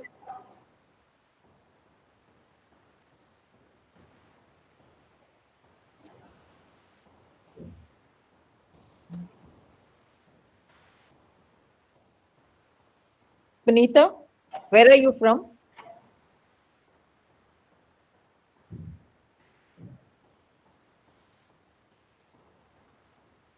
So if you go through the chat box, not everybody is replying. Please, more people reply. So Pondicherry University website is not under Creative Commons. How have you written from Creative Commons? Please open the website and check again. Everybody else, others from Pondicherry, they have all written copyright 2020. Swati, Shibu. Madam, it has actually translate which covers the remaining part. Probably under that it is buried. Yes. So it's not really visible. Copyright is covered by one small box which says translate. So that's why that C is buried under that. Okay. Anyway, so usually all university, college, institute websites are copyright. And these are copyright and with the institute. Now let's open the next site, which is Creative Commons. So please type in creativecommons.org on your this thing.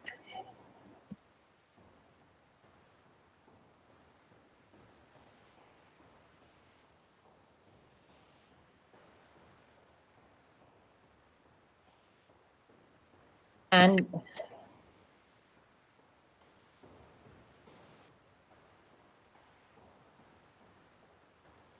open the Creative Commons page and then tell me what is the license on that page.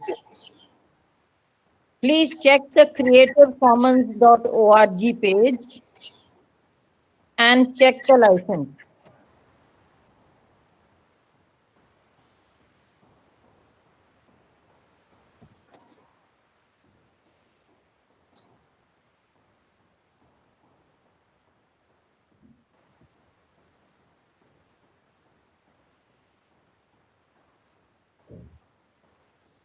So this is the, I have opened the page. Can you see it, people? All of you can see it? Go to the bottom of the page and look for the license.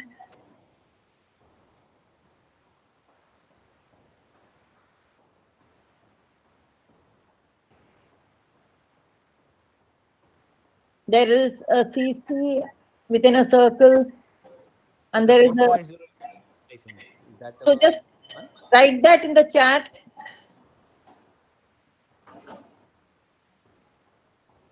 License under Creative Commons Attribution 4.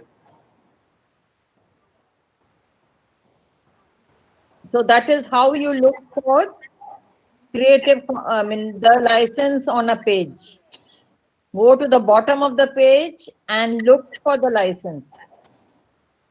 So here most of you are answering it is Creative Commons Attribution 4.0 International License. CC by 4, yes.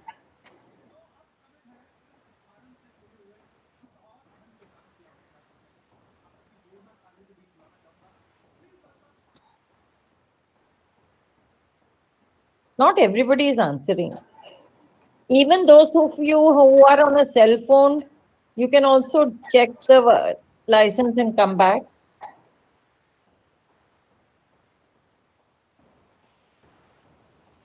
Okay, next go to Flickr.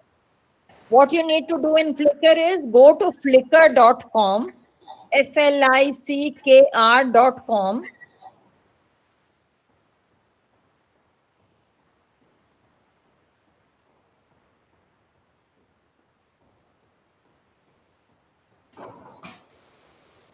And click on any image.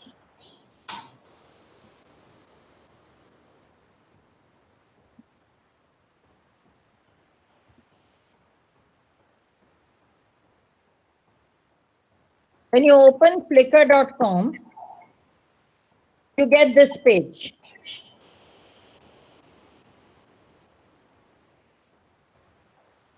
And then you can click on any image.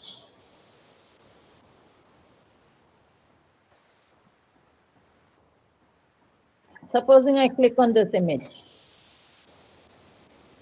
And then below the image, you will find the license. So can you check what are the licenses available on Flickr?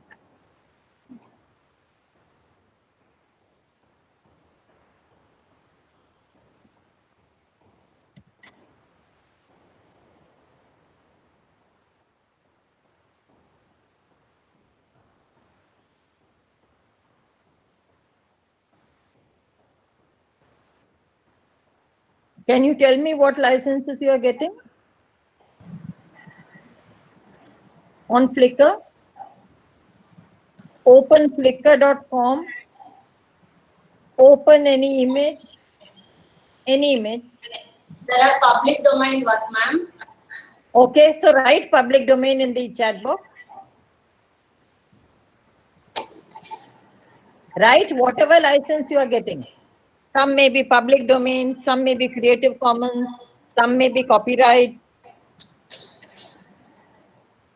All rights reserved, yes.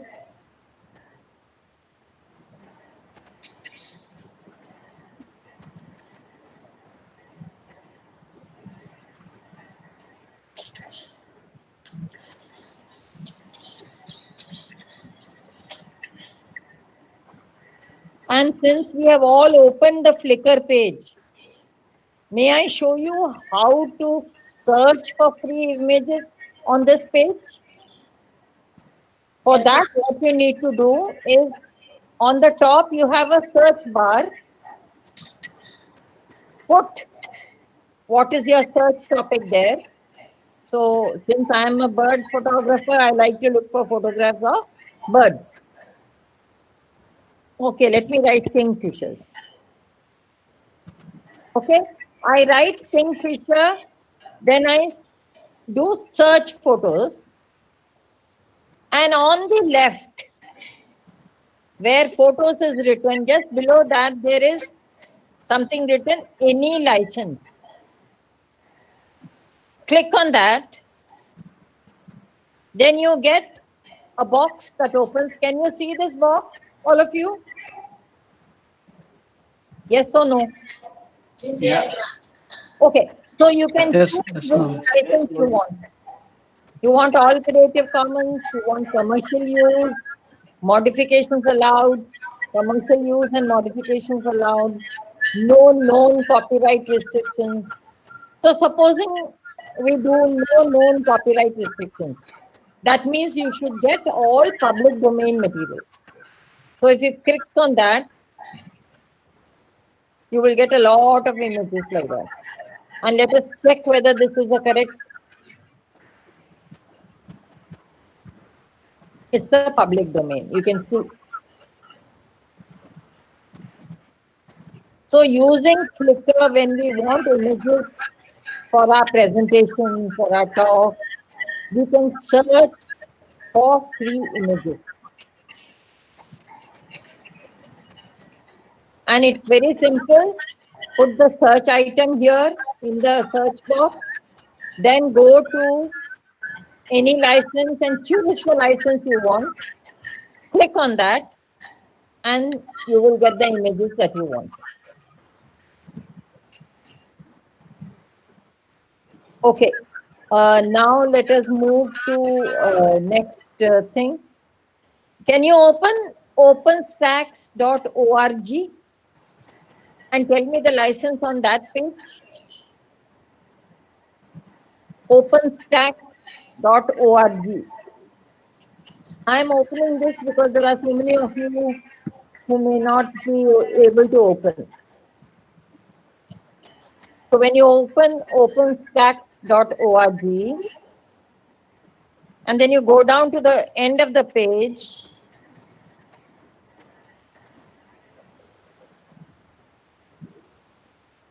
I can't even see. Okay, I can. What is the license here?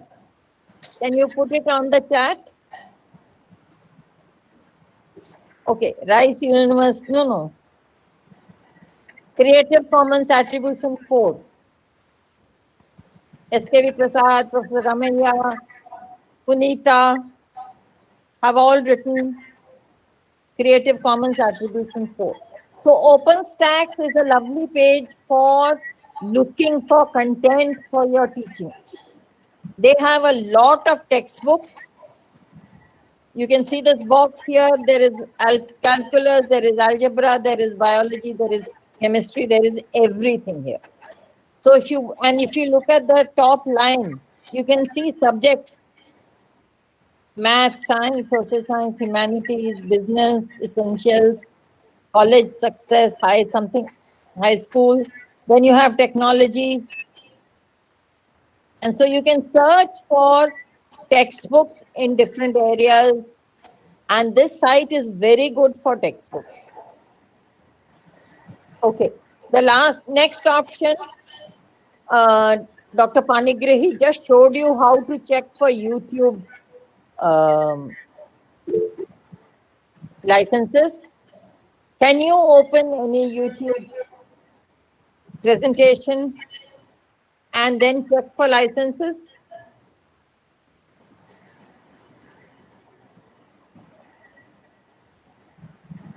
Maybe I can give you some, just open YouTube, any YouTube thing.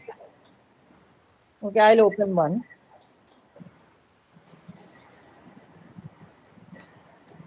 Okay, this is of course my page, but anyway. And reused. So if this is a YouTube page, I'm going to open the show more here. Under the YouTube video, the author's name would be there. Below the author, there's a show more. Click on that. So it shows you the license. So please, all of you do this for different YouTube videos, any video, and send me the licenses.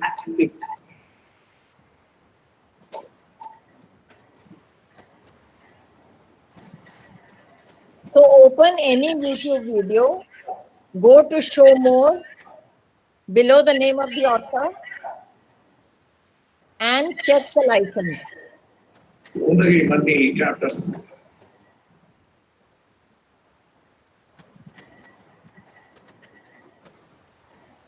What site can't be reached?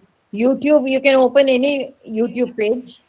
Satish, any YouTube, youtube.org.com, sorry. YouTube is youtube.com. And I'm a research lab. Konnichiwa. Japan is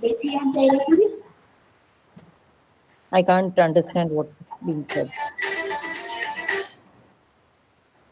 Please switch off your this thing. Please mute yourself. Satish, have you not been able to reach the YouTube site?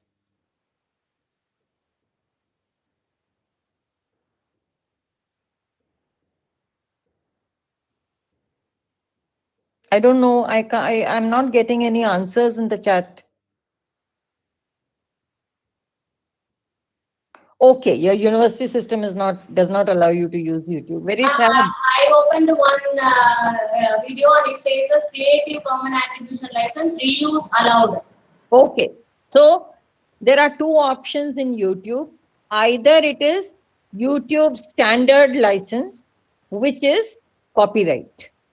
And the other alternative is Creative Commons Attribution License. So there are only two options in YouTube. Either it is standard YouTube license, which is copyright, or it allows Creative Commons Attribution License. Okay, then let me go on to the next. Ma'am, I have. Yeah. In many videos, this license is not visible, ma'am. So I told you earlier also, I'm telling you now, if there is no license on any content, then it is copyright. Oh, okay. Okay, the de facto license on the web, everything is copyright, except where it is given Creative Commons or it is given public domain. The default license is always copyright. Okay, so now let's go on. Can we give this as a poll, please? Put a tick on the sites that allow you to choose a license while uploading content.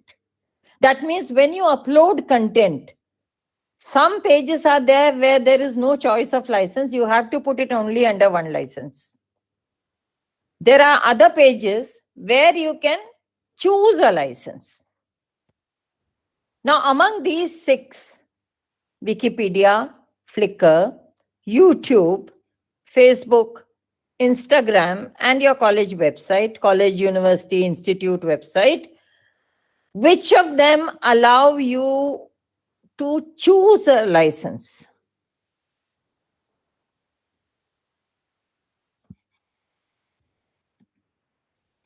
B is Flickr.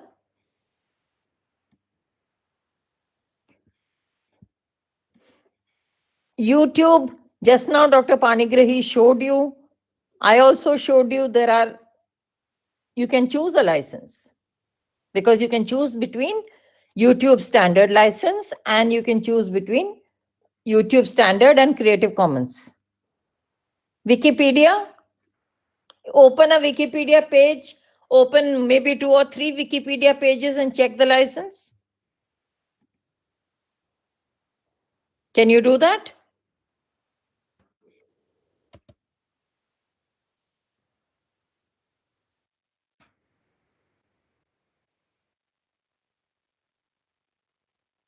Wikipedia.org. Open any page.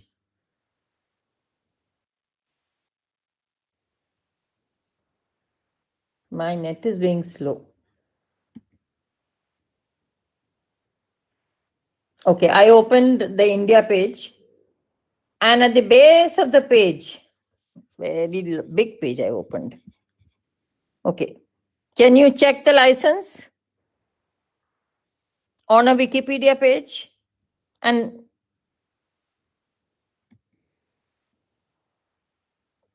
again, I'm not getting any response. I don't know. Creative Commons attribution. No. Check Yeah, again. it was written at the bottom. No, you please check again. Wikipedia page. Krishnakant is correct.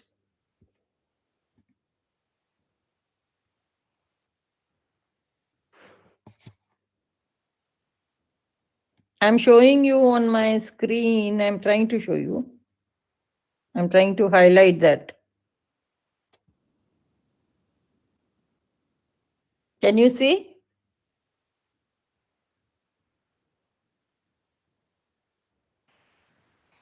It's not attribution.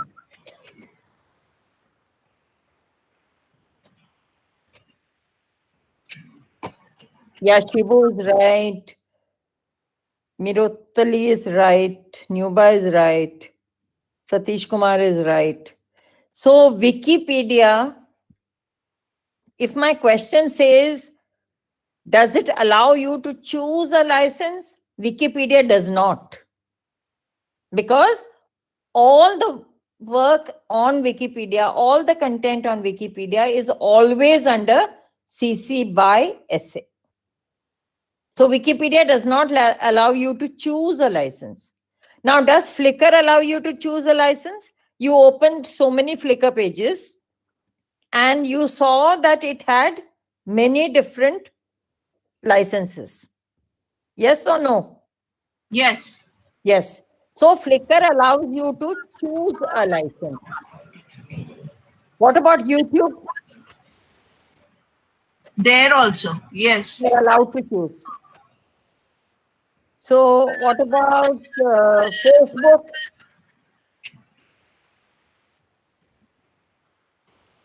What about Facebook?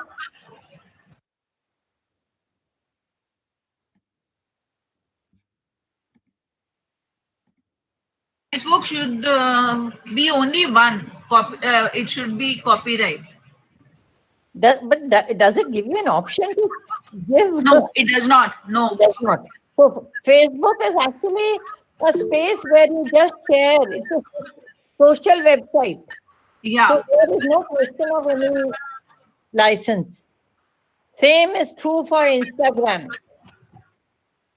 Okay, come down to your college website.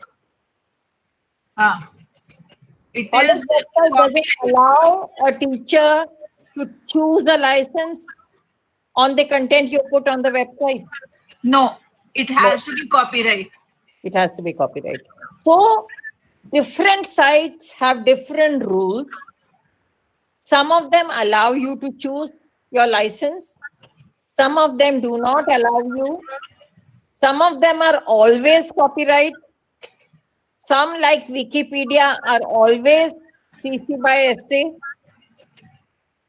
So the choice is not with the author always. This is what I wanted to bring home. Now that we have done a little exploration about ourselves, about what we know, what we don't know. I'm going to give you a little presentation on various concepts in publishing. Madam, I have a very small doubt.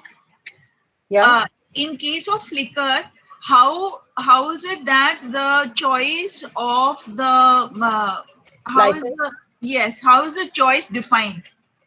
No, that is your wish. When you are uploading your content, you decide what you want to put it in. Okay. Okay. So, okay, let's understand a little bit of theory parts of what is copyright and Creative Commons and public domain and open education resources. Though we have been talking about this the whole day today, but I would like to bring in a few definitions and clear up all concepts here. So copyright, it's something that protects creative works and it gives its owner rights over the work. Copyright means you have the right over your work and you can commercialize it.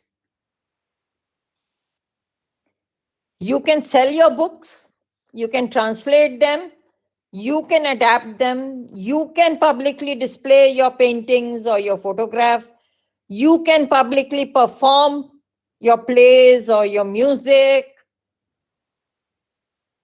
But if others have to do these things, supposing somebody wants to use your book or translate it or adapt it, or display your work, your photograph, your painting, or publicly perform your music or your play, they have to take your permission. So copyright basically is a permission-driven right. The author can do anything with their content, but others have to take permission. Now, this copyright does not last forever. And we know in India it lasts for the life of the author plus 60 years. Okay, doesn't matter. I'm going to show you a video that talks about how copyright originated. Long time back, there was nothing like copyright. When you had all these paintings and, you know, those medieval times, there was nothing.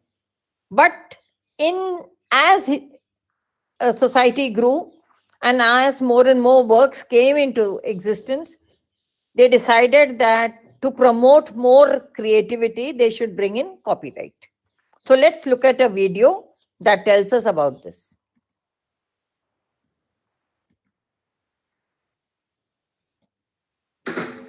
The origin of copyright law takes us back to 1710 and Queen Anne, the monarch who had just overseen the unification of England and Scotland into the then brand new Great Britain. Also on her busy schedule was the Statute of Anne, the very first copyright law. It gave authors control over who could make copies of their books or build on their work for a limited period of time. Later, rebellious colonists thought that the Statute of Anne was a good idea, and so copy-pasted it into their own constitution, giving Congress the power to promote the progress of science and useful arts by securing for limited times to authors the exclusive right to their respective writings. Basically, copyright is a contract between authors and society. If you promise to make more stuff, we promise not to copy it or build on it for 28 years. Here's an example from the modern day. Let's say you're trying to be a director and you're looking for a project to get started. Harry Potter is a story you'd love to remake, but since J.K. Rowling published The Sorcerer's Stone in the United States in 1998, it still has copyright protection, so you can't use it. Instead, you need to find something from a long time ago. For example, George Lucas released Star Wars: A New Hope in 1977. That's more than 28 years ago, so great, get filming. Alas, no. While Star Wars should have lost copyright protection in 2005, it's actually copyrighted until 95 years after publication, not 28. So you can't use it unless Lucas lets you. Why does his copyright last for ages? Well, as long as there has been copyright, there have been authors arguing that it's too short. And perhaps they're right. How's a poor guy like Lucas supposed to turn a profit in the mere 28 years between 1977 and 2005? After all, there was only the theatrical release of A New Hope, and the theatrical re-release in 1978, and again in 1979, and 1981, and 1982. And then there was the 1982 VHS and Betamax releases, the 1984 broadcast television release, the 1985 Laserdisc release, the 1989 widescreen Laserdisc release, the 1990 VHS re-release, the 1992 widescreen VHS release, the 1993 Laserdisc re-release, the 1995 VHS re-release, the 1997 special edition theatrical release, Han Shot First You Bastard, the 1997 VHS special edition release, and the 2004 DVD release. And now you, dear filmmaker, come along and want to make your own version of Star Wars A New Hope? For shame. That's like stealing food right out of George Lucas's mouth. 4 times, Congress has agreed with authors that the length of copyright is too short to turn a profit and has so extended it. First in 1831 from 28 years to 42 years, then again in 1909 to 56 years, in 1976 to the lifetime of the author plus 50 years, and in 1998 to the lifetime of the author plus 70 years. That's a great deal for authors who have already made stuff, but does it really help society get more books and movies? It's hard to imagine, for example, that Edgar Rice Burroughs started writing A Princess of Mars and Tarzan in 1911 because the copyright laws had just been extended and would not have done so otherwise. Or that J.K. Rowling, while living on benefits in Scotland, was busy doing the math and wouldn't have written Harry Potter if the copyright protection was just for her whole life and not an additional 7 decades thereafter. Because exactly who needs incentives after they're dead? Dead is the point at which literally no incentives in the whole universe can compel you to write one more screenplay. Because you're dead. Dead, dead, dead, dead, dead. If you're the kind of person who is only motivated by plans that unravel after your demise, you're either amazingly awesome or deranged. But so what? So what if every kindergartner's macaroni artwork is protected by copyright for 175 years? Why does it matter? Because the main beneficiaries of copyright after death are not the authors or society, but companies. Companies like Disney. Remember all the old good Disney movies? Yeah, all of them came from works no longer under copyright protection at the time.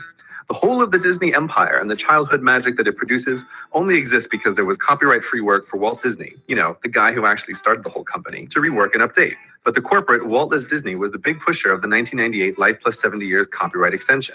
It made sure that no one could make a more popular version of their movies in the same way they made a more popular version of Alice in Wonderland. This near infinite control subverts the whole purpose of copyright, which is to promote the creation of more books and movies, not to give companies the power to stop people making new creative works based on the efforts of their long-dead founders. New directors and authors need the freedom to take what came before and remake and remix. And they should be able to use the creative material from their own lifetimes to do so, not just be limited to the work of previous generations. At the end of the century, George Lucas wrought upon civilization a new word: anticipantment. The tremendous letdown that was the lazy, bland, and soulless new trilogy. George Lucas was completely within his right to make those movies into the sterile toy marketing vehicles they were. He owned Darth Vader and could tell the origin story as he wished. But imagine for a moment if copyright still worked as first intended. In 2011, the whole of the original Star Wars trilogy, all of its artwork, its characters, its music, would have left copyright protection and been available to aspiring directors and writers to build upon and make their own versions of. There would have been a treasure trove of new Star Wars stories for fans to enjoy. But as long as the current copyright laws remain as they are, no living person will ever get to tell a Darth Vader story, or a Harry Potter story, or a Hobbit story, or any other story that matters to them that the author, or, when they're dead, their company disagrees with.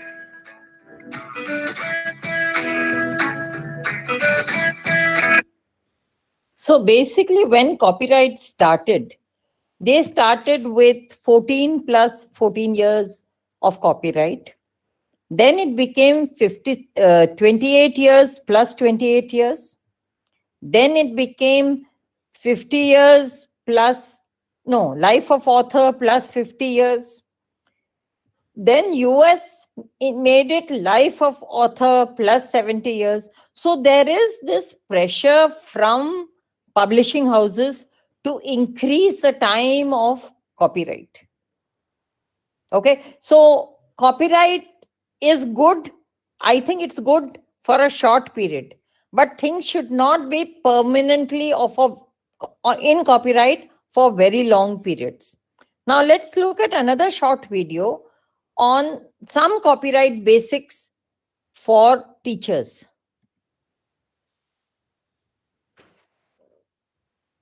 The internet has completely changed how we access and use information and resources as teachers. You can access, at your fingertips, more helpful media to assist you in your teaching in a single day than teachers used to find in a lifetime. But which of these media can you legally use? Many teachers are at one or the other of two sides of a spectrum. Take Jenny. She is a teacher who couldn't care less about copyright. She copies workbooks, pirates music, burns DVDs, and encourages her students to use popular music in their media projects. because she believes that everything she does is okay because she is a teacher. Joe, on the other hand, is a teacher who lives in constant fear of copyright. He's afraid to use anything that he finds online and warns his students to never use other people's work, even when it would be educationally valuable to do so. By actually understanding the types of licenses available for creative works, teachers can find a nice balance between Jenny and Joe that allows them to meaningfully use material in their classes without legal or ethical violations. There are 3 basic types of licenses for creative works. 1, copyright. 2, public domain. And 3, Creative Commons. First, let's explore copyright licensing. As a teacher, you need to understand that just about everything you find online is copyrighted. Copyright law in the US applies to any creative work as soon as the work is created, whether or not it is licensed through the US Copyright Office, or even if it has the copyright symbol on it. As soon as someone creates a new song, video, lesson plan, book, photograph, presentation, or other resource, that creative work is automatically copyrighted, whether the creator wanted this or not. This means that you should generally assume that everything you find online or offline is copyrighted. Another thing you need to know: copyright law protects the creator's right to decide how their work will be copied, shared, performed, and displayed. For example, showing a copyrighted movie in a park to hundreds of your BFFs is breaking copyright law even if you are using a legal original version of the movie. The problem is that you are displaying the movie in a way the creator did not approve, essentially using your home video copy for a makeshift movie theater. Wait a second, Jenny might argue. Aren't I allowed to use copyrighted material because I'm an educator? Yes, but only under some restrictions. Fair use is an exception to copyright law that allows for anyone to use copyrighted materials without permission if they follow certain requirements. It is not a get-out-of-jail-free card for teachers. It does not mean that teachers can use whatever they want, however they want. Like all laws, fair use is not really black or white and is mostly a judgment call, but generally the following are the 4 factors that should be considered together when deciding if you or your students can fairly use a copyrighted resource without permission. First, the purpose for how you will use it. A word that is often used is transformative. Is your use of the creative work transformative, or in other words, different from how it was used before? For example, if you parody a song, you transform it, and that's okay. If you write a book review or a commentary article, you can quote the book as part of your critique. Education is considered a transformative use as well. Second, the nature of the creative work. If it's a creative work, it's harder to argue fair use. Factual information is designed to be cited and reused to some degree. For example, copying pages from an encyclopedia is different from copying pages from Ender's Game. Third, the amount of material that you use. In other words, if you're using a small movie clip to make a point in your presentation, you are probably fine. But if you upload a whole movie to YouTube, even if it's for educational purposes, you're breaking copyright law. Fourth, the impact on the market from your use of the material. This is perhaps the most important factor to consider. Would your use of the material, in the way you plan to use it, hurt the creator's ability to sell and market their work? For example, if something is created specifically for students, like a math workbook, then copying pages from that book might really hurt the market share. In fact, many teachers buy just one workbook with the intention of making copies for all their students, and this is breaking copyright law. Luckily, not all resources online are copyrighted. Some are in the public domain. This means copyright law doesn't apply, and you don't need to worry about meeting fair use restrictions. Jenny and Joe may be worried that public domain works will be too old to be useful in their teaching, but this is often not true. Public domain includes lots of great creative works, such as the works of Shakespeare and Darwin, and they are freely available to anyone.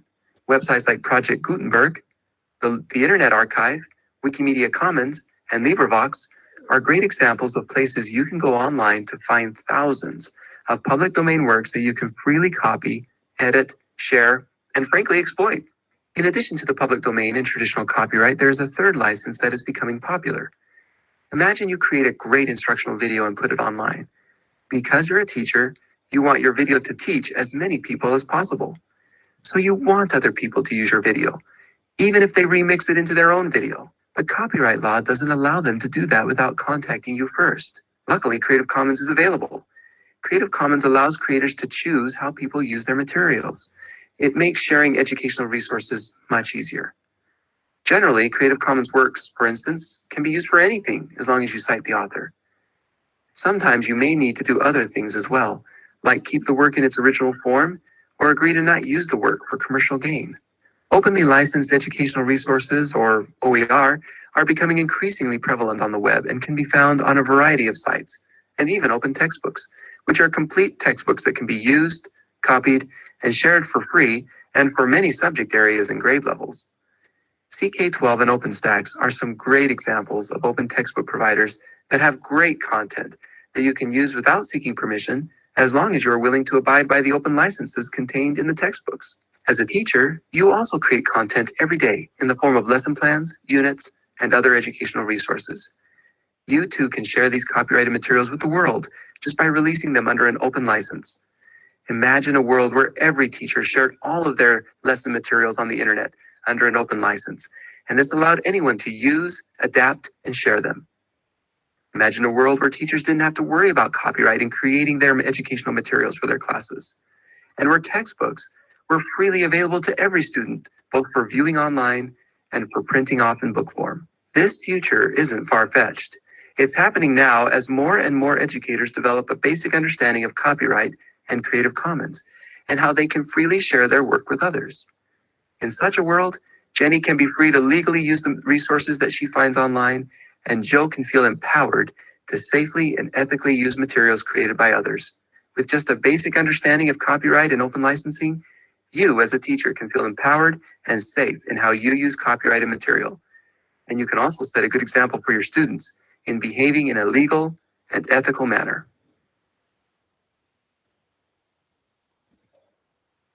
So in US, copyright is valid for life of author plus 70 years. But when we come to India, it is life of author plus 60 years. But where you have something that is photographs, it's only valid for 60 years. Films, it's only valid for 60 years.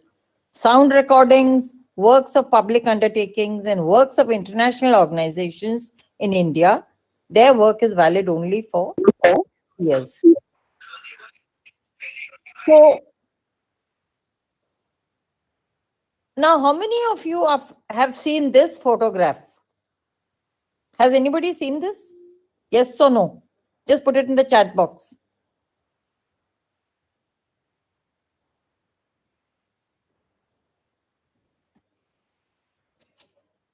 Okay, this photograph came out, I think, in 2010 or 11. And this is very funny photograph because this is an image of a crested black macaque. And this photograph was taken by the monkey. It's a selfie by the monkey. And there was a huge discussion in the copyright world about who has copyright for this photograph. And of course, the person whose camera it was, he said, I have copyright on it. Whereas Wikimedia said nobody has copyright on it.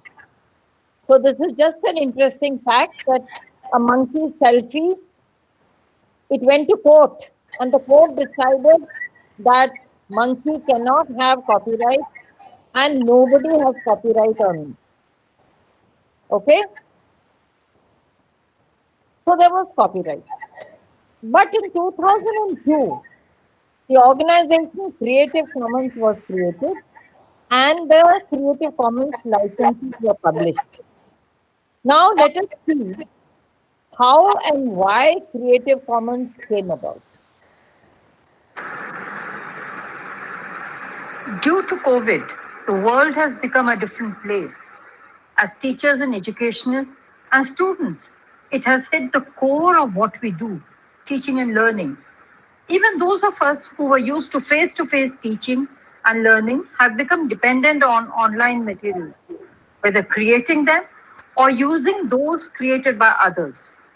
So when we are using and creating so much of online content, don't you think we should consider the important aspect of licensing of the content? How are the materials we are using off the net licensed? What are the different licenses we can use? Who is responsible for these licenses? To answer these and similar questions, let me take you a little over 2 decades back when internet was just starting to become popular and people had begun to explore the diverse possibilities it provided. One thing internet did right away was provide a means to share with the whole world. But copyright got in the way. What internet enabled, copyright forbid. Let us understand some important aspects of copyright. One, copyright is automatic. All rights reserved. The moment you create, that content is copyright. Hence, all content on the web is copyright unless it is stated otherwise. Copyrighted materials cannot be copied and used without permission. Also, a copyright is valid for a certain limited number of years. After that period, the work moves into public domain and becomes freely accessible for use in diverse ways. You can republish it, make a film, a comic book, translate it, abridge it, adapt it, use it as you like it. Internet made it possible for non-commercial publication of public domain works. That meant that materials that were in the public domain or where copyright expired can be copied and placed on the web for the world to access. Eric Eldred, in the 1990s, made a career of making works available as they passed into public domain, copying them and placing them on the web.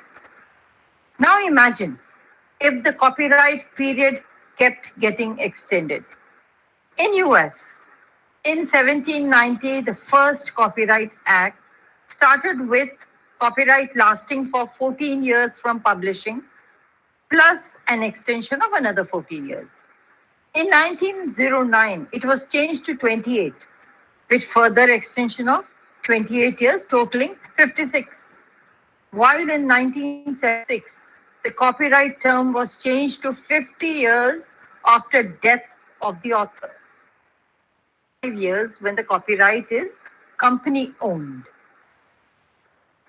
In 1998, a new Soni Bono Copyright Term Extension Act was brought to the Congress that sought to increase the term of the copyright for every work in US, even those already copyrighted, for an additional 20 years. Hence, extending the period to 70 years after death. This act was also jokingly called the Mickey Mouse Protection Act, since the original Mickey Mouse cartoon, Steamboat Willie, would have come into public domain if it was not for the act. Hence, the CTEA was driven by commercial interests. Stanford law professor Lawrence Lessig believed the new law was unconstitutional and that the end of the copyright term is important, since it marks the moment the work moves into the public domain for everybody to use for any purpose without permission. Lessig, representing the web publisher Eldred, challenged the constitutionality of the act. The case, known as Eldred versus Ashcroft, went all the way to the US Supreme Court. Eldred lost the case in 2003. As the case was being fought in courts, Lessig and others came to recognize that sharing and access was important. There was a need for authors to be able to publish on more flexible terms while keeping their copyright. In order to realize the full potential of the internet, he came up with the idea and created a non-profit organization called Creative Commons, and in 2002 released a set of free public licenses that an author could choose for his or her own creative works instead of the default all rights reserved of copyright. Though Creative Commons started in the US, the licenses were intended to be used by creators all over the world. The CC licenses were consistent with the copyright law, while allowing authors to give permission to reuse, remix, repurpose, and revise. In domains such as textbook publishing, academic research, documentary films, and many more, restrictive copyright rules continue to inhibit creation, access, and remix. CC tools are helping to solve this problem. CC is proving a global standard for open licensing. The CC licenses also promote the culture of collaboration and sharing. Do you know that today we have over 1.6 billion works that carry the CC licenses or are under public domain? These range from educational content to images to videos to music and works of art to scientific and research data. The CC licenses are used by many of the popular sites on the web like the YouTube, Flickr, Zenocanto, Wikimedia, Vimeo, etc. Over the years, the concept of open that started with open software spread to content, and a global coalition was formed around Creative Commons and open licensing. This involved people working on open policies mandating open access to content, data and research, and creators who shared a core set of values. You could be in this movement through open access, open science movement, open data, open innovation, open educational resources, and not the least, crowdsourcing, even without a formal connection with Creative Commons. The core value of the global commons are based around community, sharing, and collaboration. When we share, everybody wins, the giver, the receiver, as well as the community. The Creative Commons licenses gave you a choice. Instead of saying, I created this material and you cannot use it, or you can use it only after getting my permission, you can actually choose to say, I have created this material and I give you permission through the Creative Commons licenses to use the content. You just need to attribute me, not seek my permission. The creator can also choose under what conditions he is sharing the content. There is a philosophical connotation too when you decide to share. It shows you are open, willing to collaborate, and to share. Now, so basically Creative Commons came in because internet came. Internet said, share the content, because you could put everything online and you could share. But copyright said, no, you can't share the content. It is mine and things like that. So this tension that was there between internet allowing sharing and copyright that did not allow sharing made some people think, let us find a way to allow people to share content. And that is how Creative Commons licenses came about. Now, through another short video, I am going to tell you details of each of the licenses. You have been listening to it right from the morning. But here I will explain each license separately so that there is no confusion left in your mind about what these licenses mean. Please bear with me another 5-7 minutes.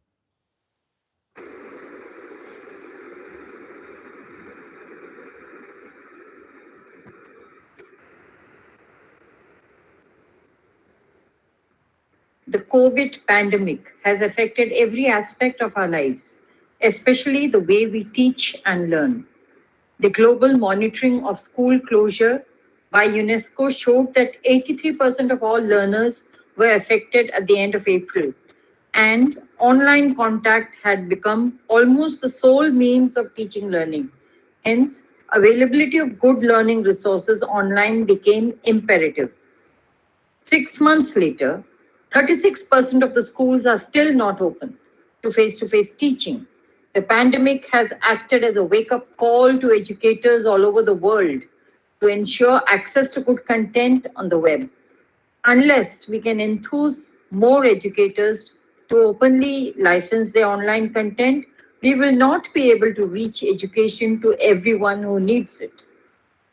The questions we need to ask are, what are we doing to make a difference? How can we contribute as educationists? Would you like to freely share your content on the web and across the world? Are you happy if people share your content without the need to seek your permission? If yes, switch to using Creative Commons licenses. The CC licenses are a kind of copyright.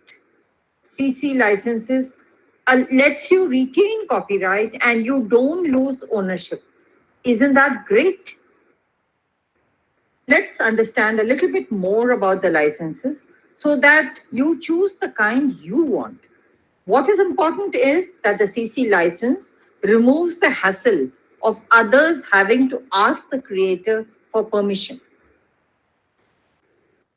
Before applying the license, you need to start thinking about how you want the content you made to be used. There is no single Creative Commons licenses. All licenses are a combination of 4 or less conditions. Let us look at these conditions first before jumping into licenses.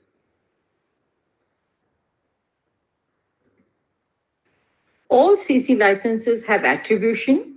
They are all CC by. The author is always attributed in all CC licenses. So you will get credit for your work. You do not lose your ownership. The question you may ask is, how will I attribute? Or how will others attribute me? By following TASL, giving the title of the article, name of author, the source or the link, and the license. As long as you give TASL, the title, author, source, and the license, the attribution requirement is fulfilled. Another condition that you can choose is share alike. If the content is share alike, then others are allowed to copy, redistribute the materials in different formats, and also allowed to adapt and modify even commercially. But if they do modify your content, they have to share alike. That is, use the same license as you did. This ensures that your content, even if modified, remains perpetually under a license you chose for it. The third option is to include NC or non-commercial. This means that people to use or even modify your material as long as they do not have a commercial advantage. The primary reason for using your content should not be monetary compensation. Yet another condition you could consider, though I would be sorry if you did, is non-derivative or ND. This means that the original content may be used as is and not modified or adapted in any way. But why would you want people not to modify your content? Think about it.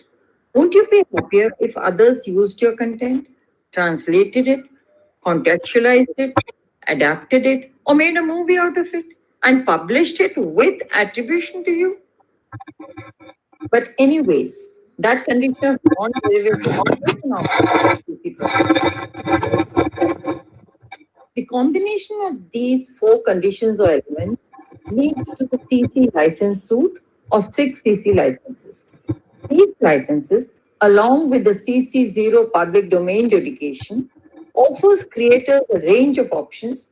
At first, all of these choices can appear daunting, but when you dig in, you realize the choices are easy to sort out. Using these 4 conditions, you could create a license stack with 6 different levels of complexity and openness.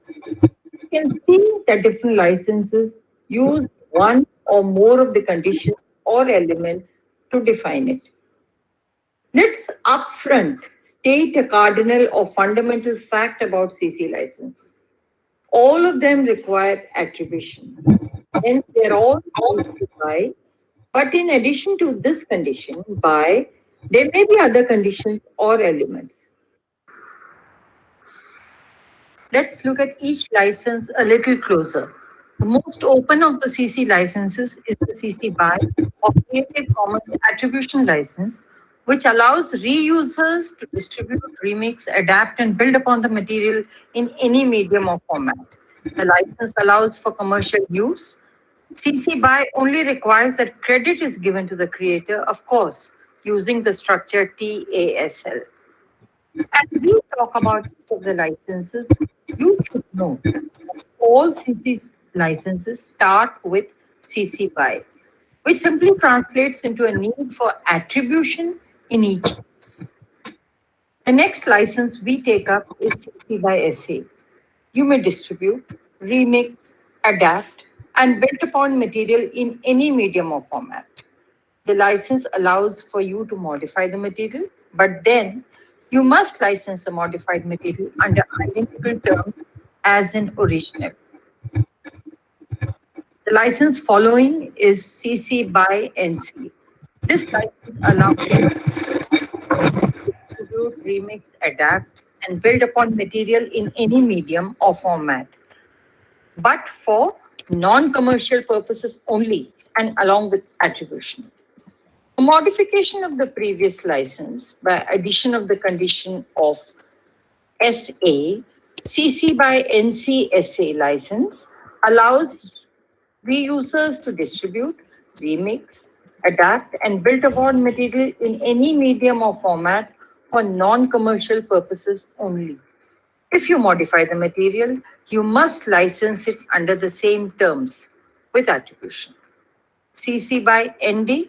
This license allows reusers to copy and distribute the material in any medium or format in unadapted form only. The license allows for commercial use. Attribution is a given. As long as there's no modification of content, even commercial use is allowed. Since no derivatives are allowed from our point of view of the open, this is a restrictive license. CC BY NC-ND, this is the most restrictive of licenses. Use content as is, no modifications, no commercial use. It allows reusers to copy and freely distribute the content without modifications, though as long as attribution is given to the creator. If you move from right to left of the licenses, you move from the most open CC license to the most restrictive CC BY NC-ND. What you need to understand about CC licenses is that you must own or control the copyright on the content you are licensing. CC licenses are perpetual and cannot be revoked. These icons, buttons, and the characters that you see in a license like BY, SA, NC, and ND is what you see of a license. The common deed or the human readable layer makes you recognize the kind of license. But every CC license, if properly licensed, has 3 layers. The bottom layer is one which lawyers use and understand. It leads to the legal code for the license, and it allows your license to be legally valid. The top layer is what makes the license discoverable. Embedded in each license is the computer-readable metadata layer, enabling it to be searched through search engines. Isn't it just marvelous that what looks like a simple license is a complicated system that serves to help and protect us? There are 3 reasons why we need to mark our content properly. Just writing CC BY or using a button or icon for licensing only takes care of conveying information to other users. That it does through the human readable layer or the common deed. We need the licenses to be able to stand up in court, that is, be legally valid and through metadata be searchable. Just like copyright, the CC licenses are also legally tenable. For these 2 layers of the license to be effective, we need to either link the license in a copyright notice or use the license chooser on the CC website and embed the HTML code of the license on the web page. So this explains the 3 licenses. And now let us, the 6 Creative Commons licenses. Now let us come to public domain. Now, materials come into public domain once copyright expires, and Creative Commons created a tool to mark public domain content. So once 60 years passes, then all the material have this public domain mark. This is put by people just like that. And since 2016, more than 90 million works have been marked with the public domain. But public domain, of course, after expiry of copyright, but you can also choose to put your content on public domain right from day one. And how do you do that? You do a public domain dedication or a CC0. This is the way you license your content when you want to put the material in public domain.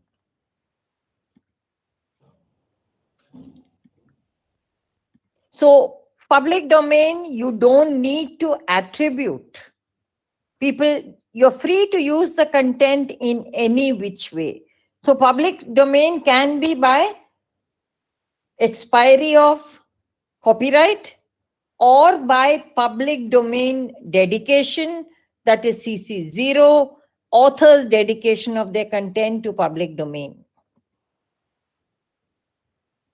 And the Creative Commons licenses and the public domain tools together gives the world free, simple, standardized way to grant copyright permissions while ensuring proper attribution and allowing others to copy, distribute, and make use of those works. So after doing these 3 types of licenses, copyright, Creative Commons, and no license, which means public domain, let's come to open education resources. These are, of course, you have been hearing this definition since the morning, our teaching, learning materials, etc. And the most important thing about OER is it should allow for adaptation. Hence, it should allow you to retain the content, reuse the content, revise the content, remix the content, and redistribute the content. So these 5 R's were defined by David Wiley. And if you look at these licenses, I have just stacked them up. The top 4, where there is buy, share alike, buy, non-commercial, buy, non-commercial, share alike, all these are open education resources. These 2 are not open education resources because both of them have the non-derivative clause. The non-derivative means you cannot modify. So an open education resource is one that you can take and modify. You can translate. You can use it for your own students in any one way. So this is not OER, the bottom 2, and the top 4 are OER. So when you talk about all these open education resources, you have all these things that you have been told about since the morning. I'm not going to repeat. And I'm not going to repeat the definition. But why open education resources? Because it lowers the cost of education, gives faculty more control over what your instructional material. It enables new ways of teaching. And it's a huge confidence building exercise for teachers. So maybe I will even bypass the video because I think we are running short of time. I would like to stress on this fact that open education resources was a major thrust of UNESCO, and in 2012, there was a Paris Declaration, and later in 2019, actually, there was a OER declaration. There was a Ljubljana action plan in 2017, and that action plan matured into a declaration in 2019. where it calls upon governments worldwide to openly license publicly funded educational materials. And our country's NME ICT, National Mission on Education Using ICT, and I think Dr. Sunder was part of NME ICT, and when they did the NPTEL, it recognizes the need for open content and open source. So there's a lot of Government of India websites for open content. And I was a part of the UNESCO team that developed the 2019 declaration. I was called as an expert by UNESCO for this.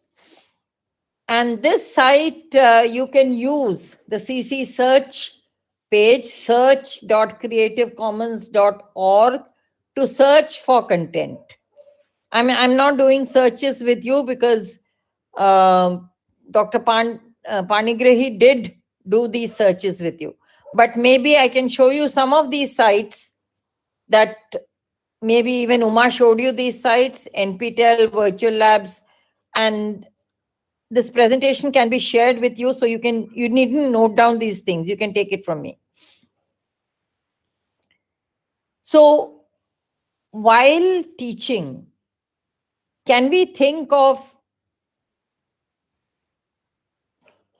searching for suitable content on the web? Can we search for openly licensed content?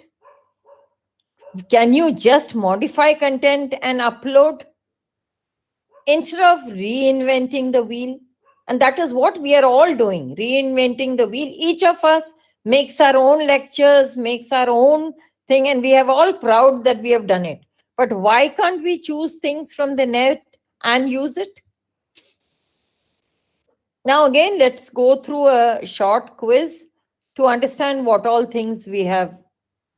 And can I ask Dr. Ramaiah, Dr. Vijay Kumar, can you please post the poll questions? Yeah. Yes, ma'am. The first question is, what does Creative Commons license do? Does it give users a way to reject copyright? Does it work wholly within the confines of copyright? Are they examples of official changes to copyright? Or is it that you do not know?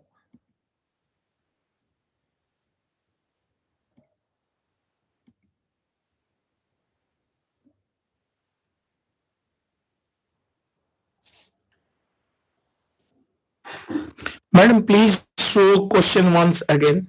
The question is there in the poll. Okay, madam. Okay, anyway, I've shown it.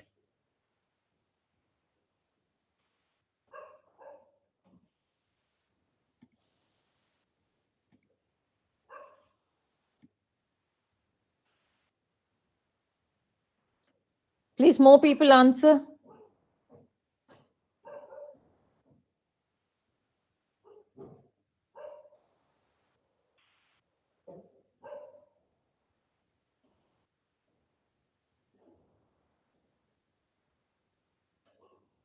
Ten, 11 people have voted. What is Creative Commons? Is it a rejection of copyright law? Just remember, even in Creative Commons license, the author owns the copyright. That is why when other people use your content, they have to attribute you. An attribution is done via TASL. Title, author, source or link, and license. They have to say this photograph is titled so-and-so and it is clicked by so-and-so and it is available on such a page and it has this license.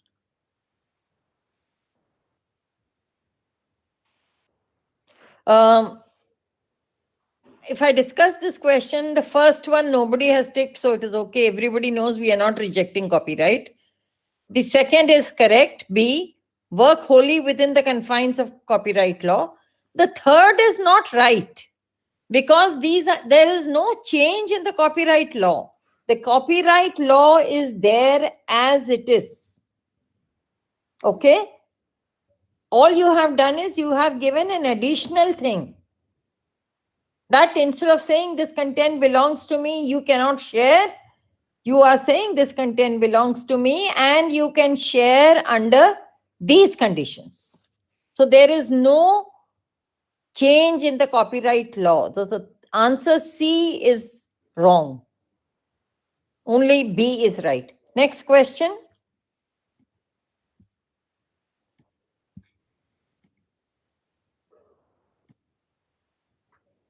Supposing you have copyright, what all rights does it allow you?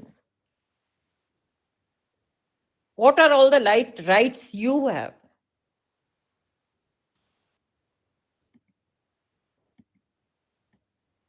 Oh, sorry, this should have been a multiple choice question. Okay.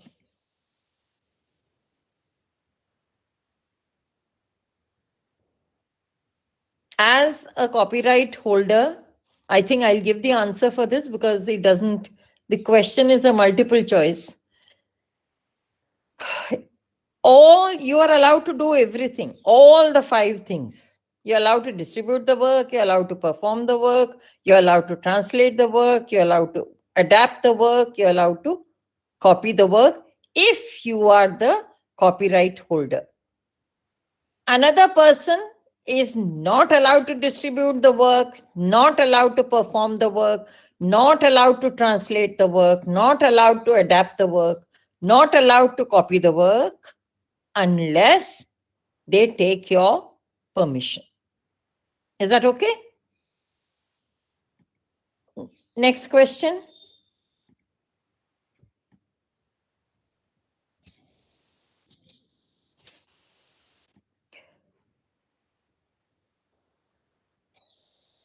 Copyright protection can be applied to what?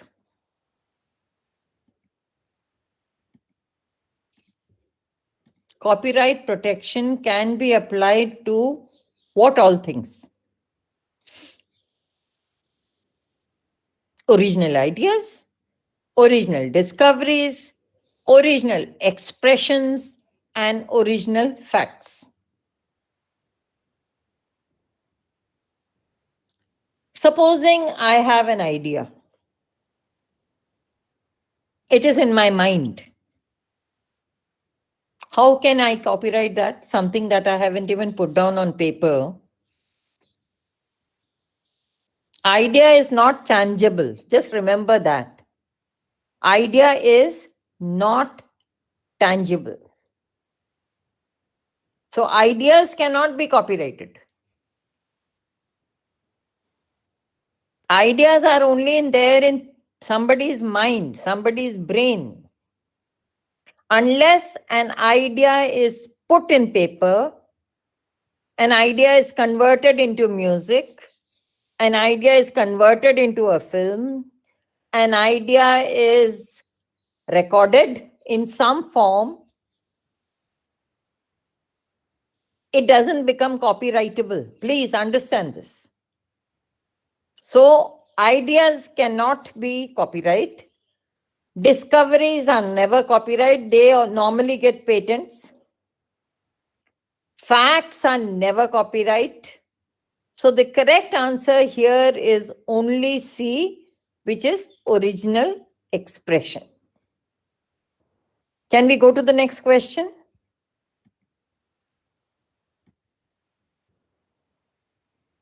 Again, this is a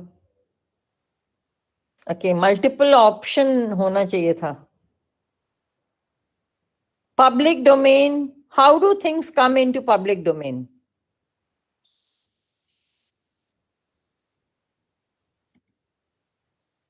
Again, there is more than one correct answer.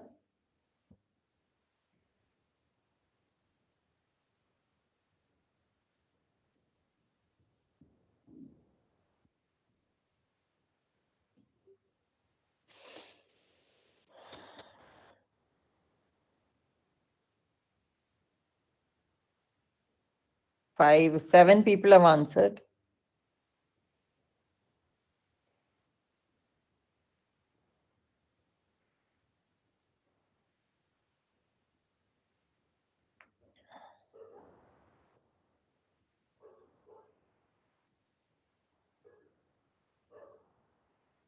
Okay, 7, 8, 9, 10 people have answered. Some more people?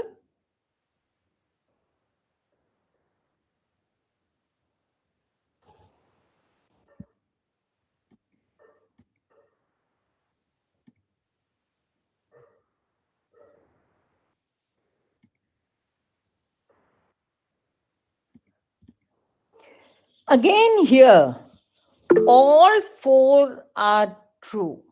All 4 are right. After copyright expires, of course, things come into public domain. And of course, this is B is CC0. When a creator or an author says, I want to put my content under public domain, CC0 license, that is what he does. CC dedication. Third is, in those days where you had to go and get registered, so maybe I should not have used this here, but where you had to get an extension. Remember, initially I said 14 plus 14, 28 plus 28. There, unless you got an extension, you did not get your copyright. And last is, when there is content that is not entitled to protection in the first place. Of course, data. For example, the laws of the country or the Indian Constitution. All these or your university laws and statutes and ordinances.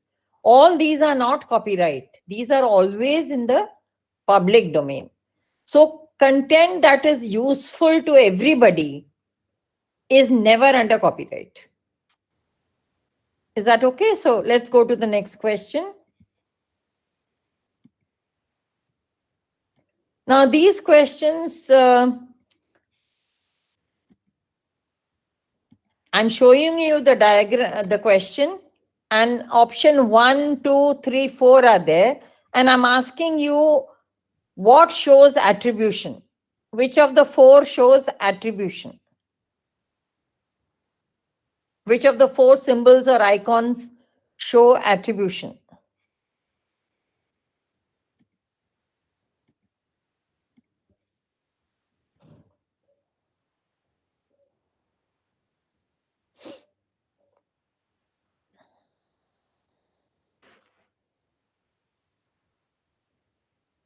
Attribution is you're trying to say that this is the author.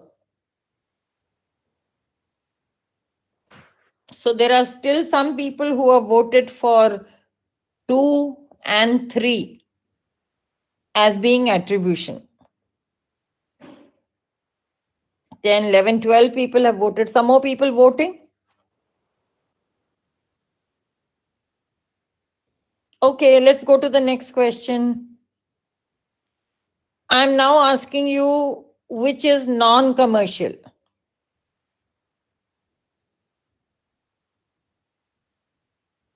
Which of these symbol means non-commercial?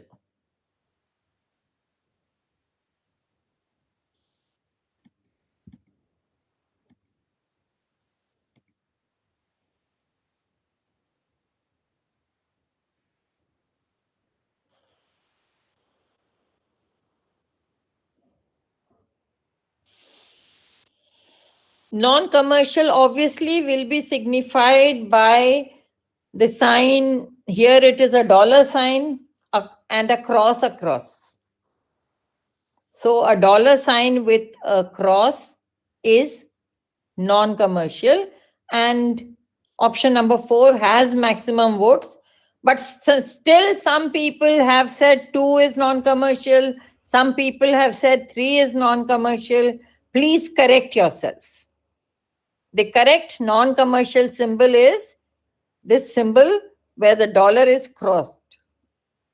Next question, please. Which is the symbol for share alike?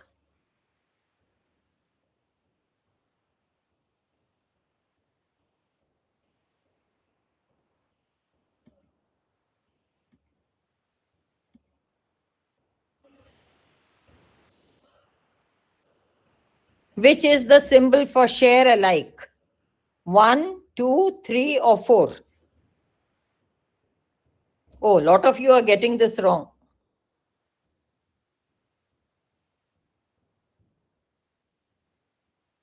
Lot of you are getting this wrong.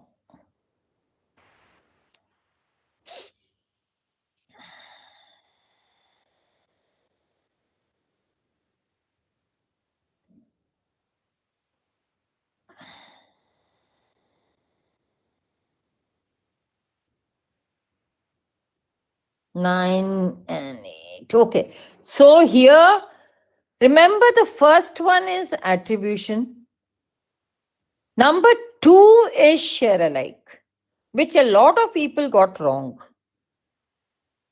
Share alike is just a reverse C. And share alike means if you take any content, it should have the same license as the original content. And let us go into the fourth one, which is the sign for non-derivative. Whole next question.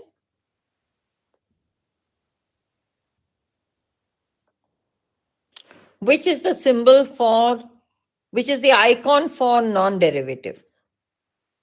Which is the element for non-derivative?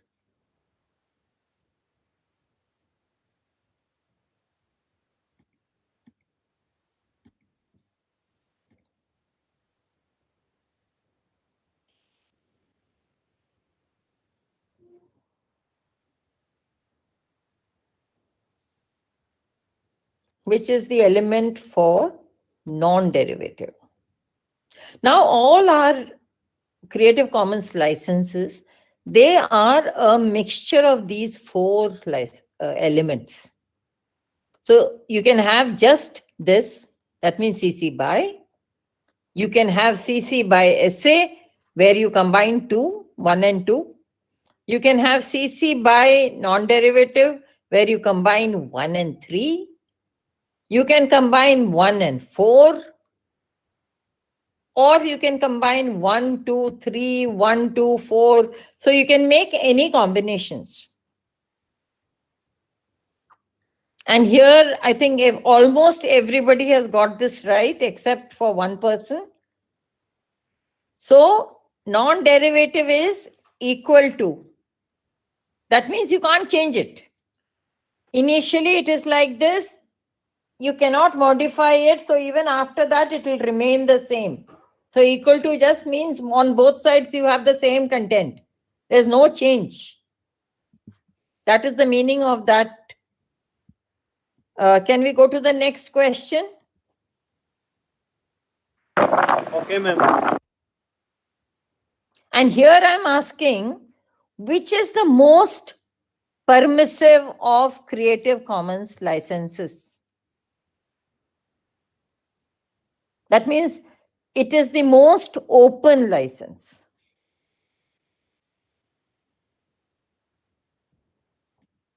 And of course, I am randomly clicking something just so that I can see the results. Which is the most permissive of licenses, Creative Commons licenses?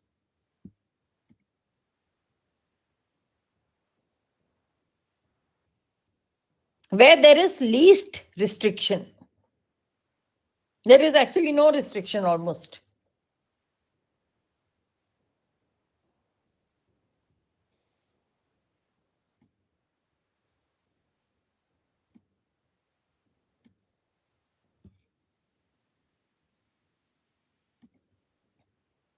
Many of you are getting it right, but there are still some people who are filling the wrong option.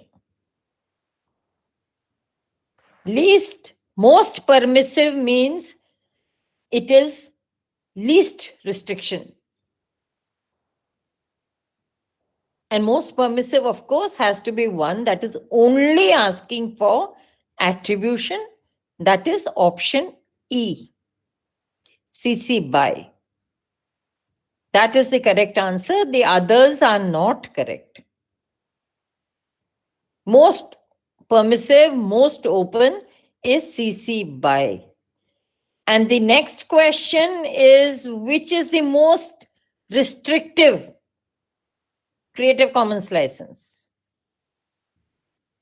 And the same 6 options are there, all the 6 Creative Commons licenses.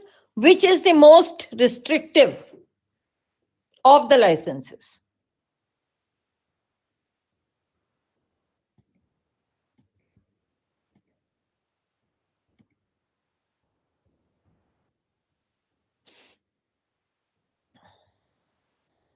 Most restrictive. So which is the one that has the maximum problems of copying, not allowing copying, not allowing commercial use, needing attribution? So all 15 votes have gone to CC BY NC ND. That is the right answer. Somebody has answered CC BY ND. That's a restrictive license, but it is not the most restrictive license. Okay, next question, poll question. What do you use a public domain mark?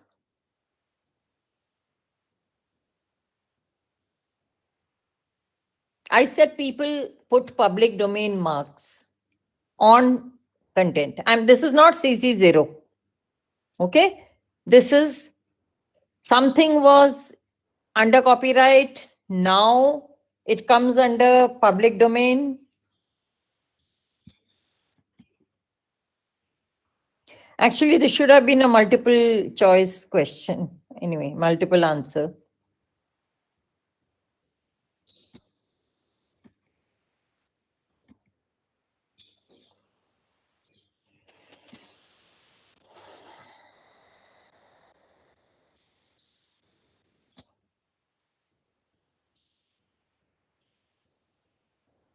I mean, I don't know why you are getting all 3 are getting enough votes.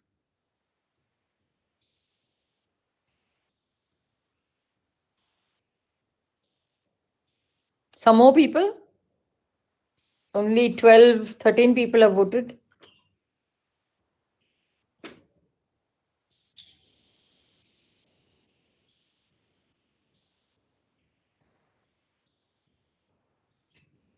Okay, 16 people have voted. Now, the correct answer is B. This B. A is not right because you can't put a copyright work in public domain. How can you do that?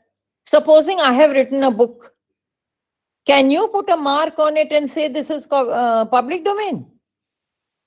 Or can you pick up somebody's book and make it public domain? No, you can never do that. B is right.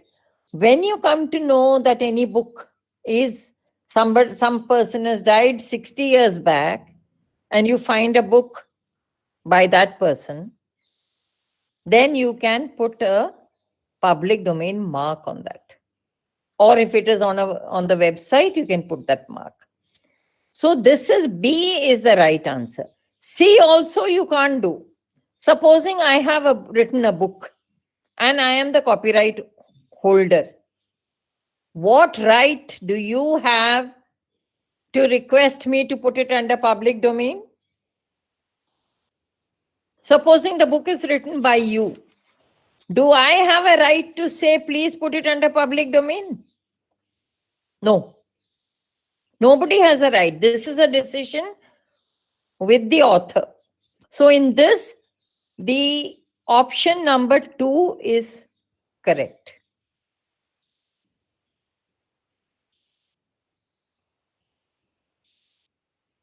So last question. Which of the following CC licenses is not an OER?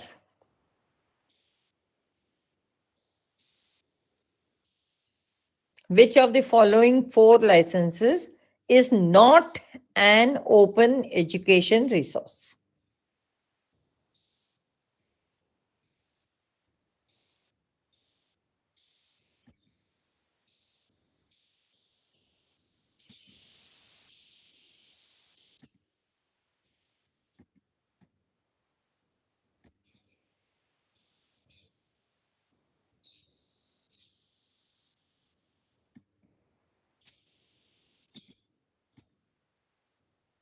Obviously, if you define an open education resource as something that can be modified, the only one out of these four that cannot be modified is CC by non-derivative. So the correct answer here is CC by ND. So as a final thing, I'm going to leave you with some thoughts. Can I request you people to prepare a reading list of OER, open education resource, so that students do not have to buy costly books? Will you please join and prepare units for courses and put them on the web for public good? More important, number 3, there is a lot of content on the web, but there is very little evaluation material on the web. So can you prepare evaluation materials for sharing?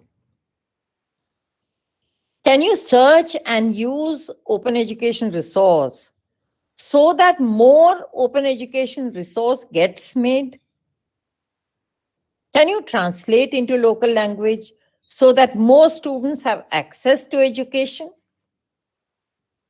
And finally, can you upload your content under Creative Commons?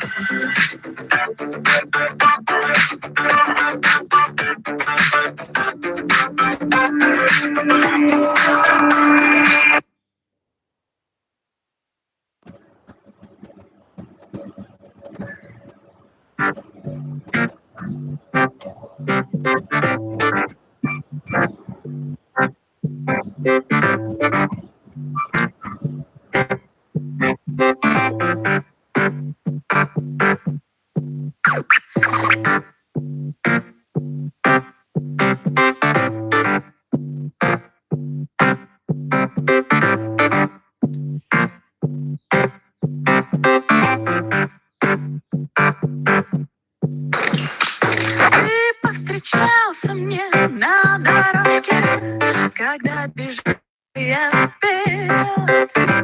Ты губы так надул немножко, мне показалось, лопнешь вот-вот. Из головы до ног, каким взглядом вдруг покачал своей головой. Мне показалось, что надо тебе сказать, что я не то. Thank you all very much. And if any of you want to contact me, you can write to me at savitri.cc.india@gmail.com. And for learning more about Creative Commons, just go to the Creative Commons website. And by the way, Creative Commons also has a certificate course, and I did it recently. So I am a certified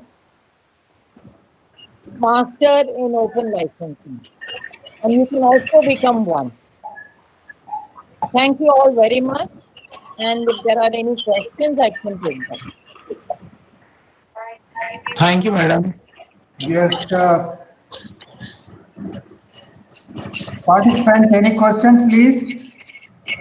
And if any of your institutions want me to conduct workshops for you, you can contact me. I'm willing to conduct these basic workshops on online content licensing.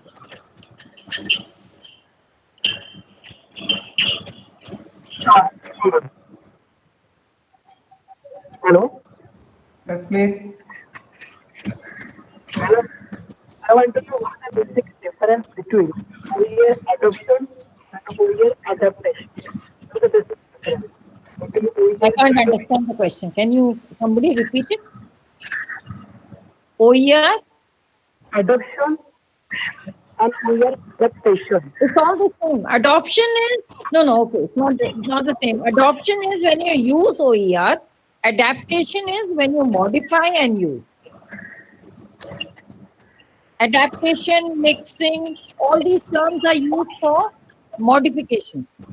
I mean, modifications could be simple things like translating it into your local language or giving local examples instead of giving other examples, changing the image. You can do any adaptation. These are adaptations. Adoption is using. Using a content is adoption.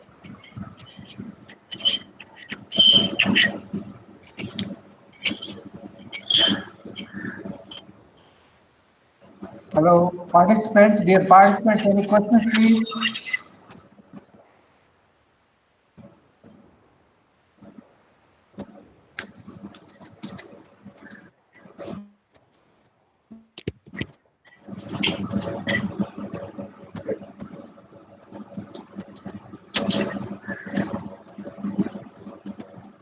We took 2 hours all the way, no question?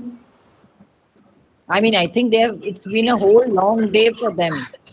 And they are repeating the same things are being repeated. Maybe everything is clear, but everything is not clear because they were not answering all correctly. Another thing is almost actually long hours seeing the screen also monotonous. Yeah. That's the problem. Yeah, it is. Okay, if no questions, I would like to request all of you to give the feedback to get your certificates.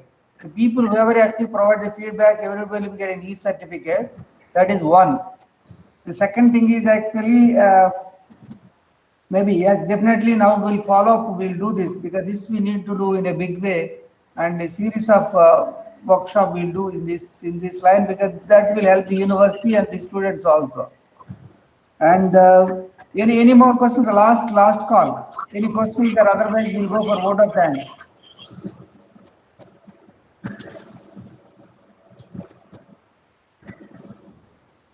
If nothing, I would like to thank Madam actually taking all the time. Of course, she did a very wonderful job and it's very interesting and more actually interactive. And it's not actually passive one. And so I like that. Of course, so I thank actually the end from my end for all the four resource persons who have actually did wonderful job. And it's a really interesting and actually the useful webinar. It's not just like that. Nowadays we do something just for the sake, but it is actually we have a real use both for the teachers and the students. And I hope actually people will make use of this. And then if required, we'll also go for a detailed one in each area. That's not a problem. And so I thank the madam, of course, on behalf of myself and on behalf of you and from the university for sparing the time actually doing a very interesting talk on this, particularly Creative Commons, of course. Now we have actually my colleague, Dr. Nagalingam, who will be giving actually official vote of thanks. So over to Dr. Nagalingam. Thank you, sir. Thank you, one and all. Good evening to all. Very first, I am grateful to Professor C.K. Ramaiah for giving me the opportunity to propose vote of thanks on the great occasion.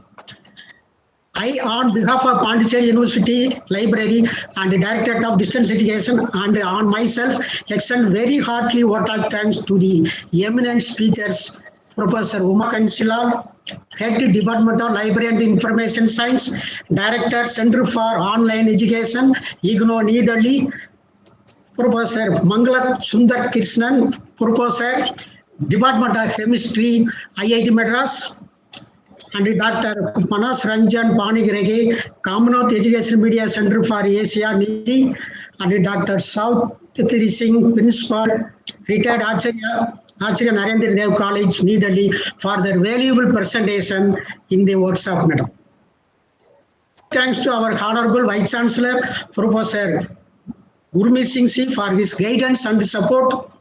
extended towards the conduct of this online workshop and his presidential address. I must mention my deepest sense of Professor Rajeev Jain, Director, Culture and Culture Relations. He has readily accepted our invitation to the program to be with us for the program today. Thank you for your welcoming remarking, sir. I would like to express my sincere gratitude to Professor C.K. Ramaiah, University Library in charge, Pondicherry University for guidance and directions to reaching the faculty, research scholars and students of the university through innovative and effective events like this. I also wish to express my gratitude to all the participants of this online workshop for making this event great success.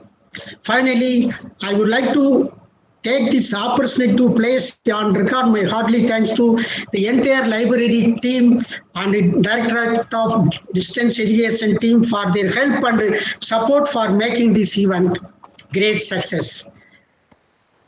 I also extend my thanks to the Computer Center for your sincere technical support. Thank you, one and all. Thank you very much, sir. Thank you, sir. Thank you, Dr. Nagalingam. See, whatever the money we spend for the University of Library, we will not be able to fulfill all the requirement. As Madam and other experts mentioned, we need to use actually open resources. Then only we'll be able to fulfill the requirements of all the students, of course. This is the time to start, and at least this webinar, this workshop will at least an eye opener for all the faculty members and the students. And I hope actually people will get motivated and start using this. This is my sincere request to every one of you, start using now, because the DDE we are actually going in a big way. In all the courses, we would like to provide actually extra textbooks from the OER, extra book chapters, extra actually the video lectures, which we want to actually provide to the students so that they will get benefited. So since DDE is a smaller unit, easy to implement, then once that is properly done, we'll come back to the university course by course. So hope actually the teachers will take interest and you can make use of the library fully. In that the library is ready to help of course as much as you can. So once again, thank you for all the participants in participating in it, and we request you to give the feedback that helps you getting a certificate. Thank you very much. Thank you, sir. Thank you, sir. Thank you all. Thank you.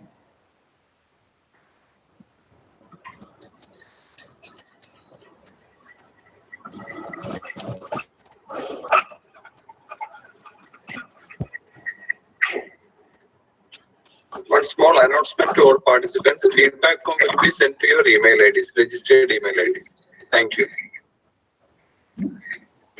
Shibu, repeat that again 2-3 times. Otherwise people will forget. Yeah, one small announcement to all participants of the workshop. We will send you the feedback form to your registered email ID for this workshop. We will send you the feedback form to your registered email IDs.